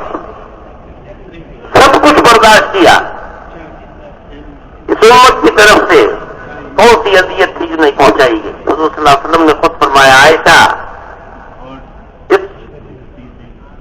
किसी भी नबी को इतना सताया नहीं गया है जितना मुझे सताया गया है। इस रास्ते में हज़रत आयशा सिद्दीक़ा रज़ियल्लाहु तआला अन्हा ने फरमाया कि अल्लाह के रसूल कौन सा दिन था जिस दिन आपको सबसे ज्यादा अजियत पहुंचाई गई? तो हुजूर सल्लल्लाहु अलैहि वसल्लम ने फरमाया कि आयशा जिस दिन ताइफ के मैदान में तेरी कौम के जवानों ने मेरे ऊपर पत्थर बरसाए, पूरी रूए जमीन के ऊपर शफकत का हाथ रखने वाला कोई नहीं था, और मेरा हाल यह था कि मैं मजबूर होकर के जब कमजोरी में बैठ जाता था तो तेरी कौम के जवान मेरे बगल में हाथ उठा डाल करके और मुझे खड़ा करते थे और धक्के दे के चलाते थे और फिर पत्थर मारते थे। उससे ज्यादा सख्त दिन मेरे ऊपर कुछ ने कभी नहीं आया। अल्लाह को भी जलाल आया और फरिश्ते पहाड़ के भेज दिए गए, लेकिन अल्लाह के रसूल सल्लल्लाहु अलैहि वसल्लम ने उनके लिए बद्दुआ नहीं की, बल्कि अल्लाह से ये अर्ज किया कि अल्लाह ये नहीं तो इनकी औलादें ईमान लाएंगी, इनकी नस्लें ईमान लाएंगी। इतना सब कुछ अपने आप को इस अंदाज पर कुर्बान किया, और इस अंदाज पर कुर्बान करने के बाद भी आगे हमें भूले नहीं अल्लाह के नबी सल्लल्लाहु अलैहि वसल्लम। एक सहाबी हुजूर सल्लल्लाहु अलैहि वसल्लम की खिदमत में हाजिर हुए कि अल्लाह के रसूल दुनिया के अंदर हम बेचैन होते हैं, आकर के आपके चेहरे अनवर की जियारत कर लेते हैं, सुकून मिल जाता है। कयामत का दिन जो सबसे ज्यादा उलझन और बेचैनी का दिन होगा, उस दिन हम आपको कहां पाएंगे, कहां मिलेंगे आप हमें? तो हुजूर सल्लल्लाहु अलैहि वसल्लम ने फरमाया कि अगर तुम उस दिन हमें तलाश करना चाहो तुम मीज़ान अदल के पास आ जाना जहां मेरी उम्मत के आमाल तोले जा रहे होंगे। मैं अगर मेरी उम्मत के गुनाह ज्यादा होंगे किसी के तो मैं अल्लाह से अर्ज करूंगा कि अल्लाह ये मेरा उम्मती है, आप इसे माफ फरमा दीजिए। यानी वहां वहां भी हमें नहीं भुलाया अल्लाह के नबी सल्लल्लाहु अलैहि वसल्लम ने। वहां न मिलूं हौज़ कौसर पे आ जाना, अपने उम्मतियों को पानी पिला रहा होगा। वहां न मिलूं तो फिर पुरसरात के ऊपर आ जाना।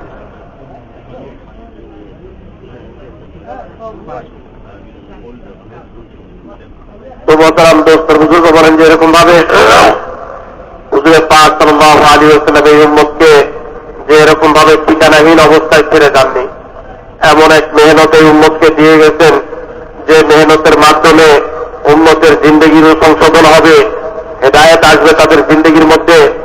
আর বলেন যে যে মেহনতের জরিয়াতে উম্মতের জিন্দগির মধ্যে এক পরিবর্তন আসবে, সাথে সাথে এই উম্মত আল্লাহ তাআলার খাজানা থেকে সরাসরি উপকৃত হইতে পারে, এরকম ঈমানও তাদের মধ্যে পয়দা হবে।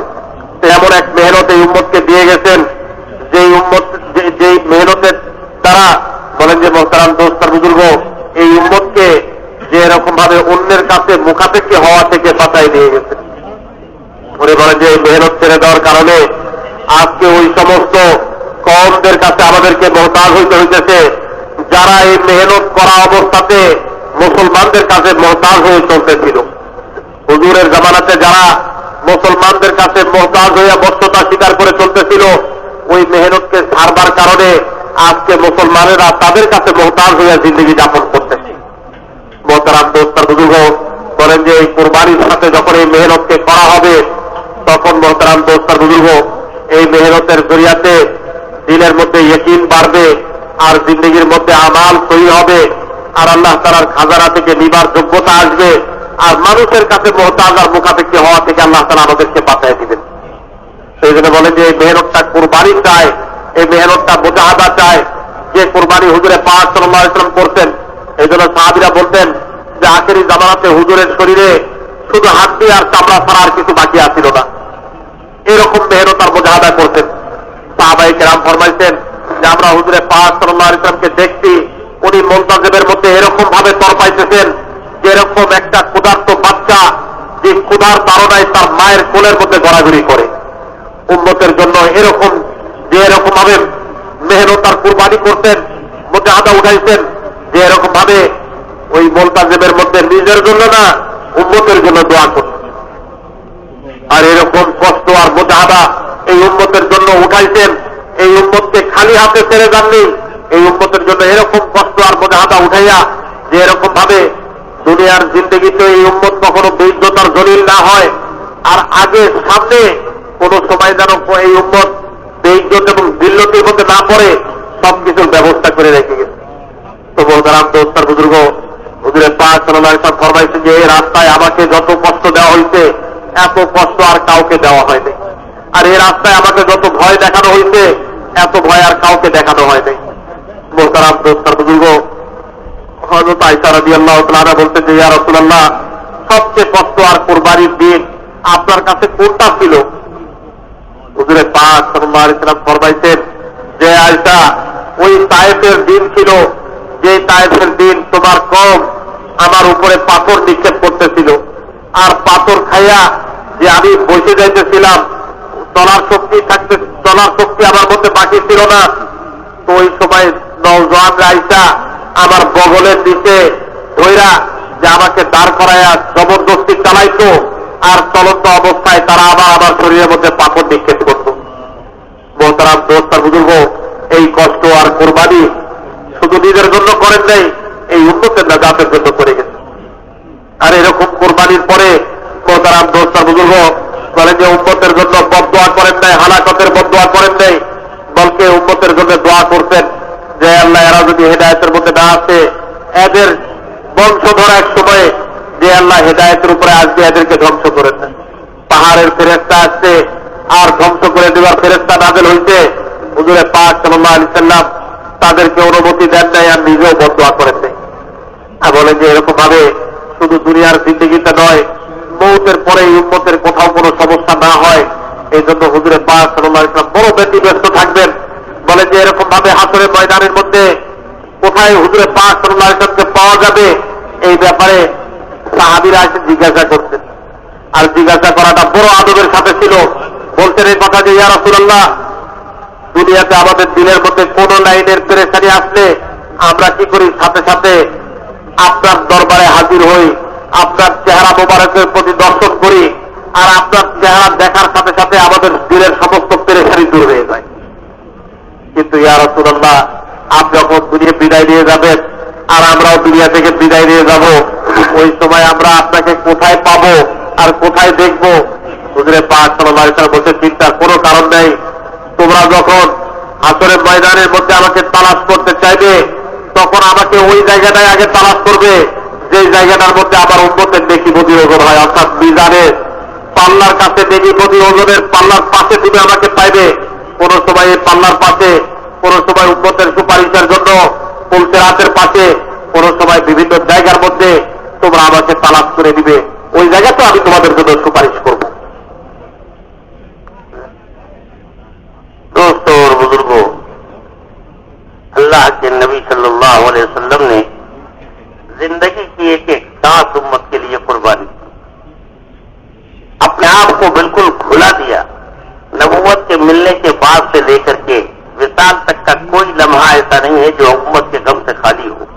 چنانچہ حدیث کے اندر ہے، اللہ کے نبی صلی اللہ علیہ وسلم قیامت کے میدان میں اتنا لمبا سجدہ کریں گے امت کے لیے، 6 دن کا سجدہ ہوگا، اور اس کے اندر ایسی اللہ کی حمد و ثنا بیان کریں گے کہ آج تک کسی نبی نے اور فرشتے نے اللہ کی ایسی حمد و ثنا نہیں بیان کی ہو۔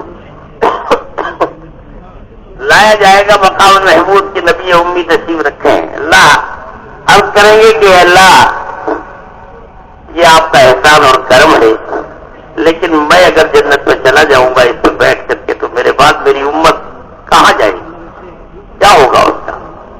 وہ ہاتھ رکھ لیں گے، اور یہ 6 دن کا لمبا سجدہ جو ہے، اس سجدے 6 دن گزر جائیں گے، اللہ کی طرف سے حکم ہوگا کہ نبی امی سر اٹھائیے، کہیے جو مانگیے پورا کیا جائے گا، جو کہیے قبول کیا جائے گا، سر اٹھائیے۔ حضور صلی اللہ علیہ وسلم کو اللہ مخاطب کر کے یہ فرمائیں گے تو حضرت عثمان رضی اللہ تعالیٰ عنہ اپنا خون میں ڈوبا ہوا کرتا لے کر کے کھڑے ہوں گے، اس امت کی خاطر قربانیوں کے لیے اللہ رب العزت ان کے خون سے بھرے ہوئے کرتے کو دیکھ کے فرمائیں گے کہ جاؤ ہم نے مغفرت کر دی۔ میں دوستوں اور بزرگوں یہ عرض کر رہا تھا، اللہ کا وہ نبی ہمیں دین کی جو محنت دے کر کے گیا، جس کے اوپر اس امت کو کھڑا کیا تھا، اس محنت کا حق یہ ہے، پوری بصیرت کے ساتھ کرنے کا مطلب یہ ہے کہ پورے یقین کے ساتھ، صحابہ کی قربانیوں کے ساتھ، صحابہ کی نیتوں کے ساتھ، تمام تر استعداد اور قوت اور جذبات، خیالات، احساسات، تصورات، جو کچھ بھی اللہ نے دیا ہے وہ سارا کا سارا لے کر کے روئے زمین کے چپے چپے کے اوپر محنت کرنا، یہ ہماری ذمہ داری ہے۔ یہاں سے تو اس کی ہم نیتیں کریں کہ اس روئے زمین کے اوپر ہمارے ہوتے ہوئے اللہ کے نبی صلی اللہ علیہ وسلم کی عزت و ناموس پر، ان کے لائے ہوئے دین کے اوپر ہر آنے نہیں دیں گے، ہماری جانیں بھری چلی جائیں، لیکن اللہ کے نبی صلی اللہ علیہ وسلم کے دین کے اوپر ہم کسی قسم کا حرف نہیں آنے دیں گے۔ اس کے لیے اپنی جان، اپنا مال، اپنا وقت لے کر کے اللہ کے راستے میں زندگی کا ایک ایک لمحہ خرچ کرنا مقصد حیات بنا لیں، اور طے کریں آج تک جتنا بھی قصور ہوا ہے اس محنت کے سلسلے میں، اللہ اپنے کرم سے اس قصور کو معاف فرما دے، اور آئندہ کے لیے طے کریں کہ اس محنت کو اس وقت تک ہم دیر سے یا تو اللہ عمومی سطح کے اوپر بڑھوا دے، یا محنت کرتے کرتے ہم ہی دنیا میں ہم پکڑ گئے، اور اس کے لیے کم سے کم اس وقت ہر سال 4 مہینے عروج نکلنے کی نیت کے ساتھ ساتھ اس وقت رکھا ہو کر کے مسجد کے لوگ 4 مہینے کے لیے اللہ کے راستے میں نکلنے کو تیار ہیں۔ تو میں محترم دوستوں بزرگوں کو رہنے والا ہے حضور پاک صلی اللہ علیہ وسلم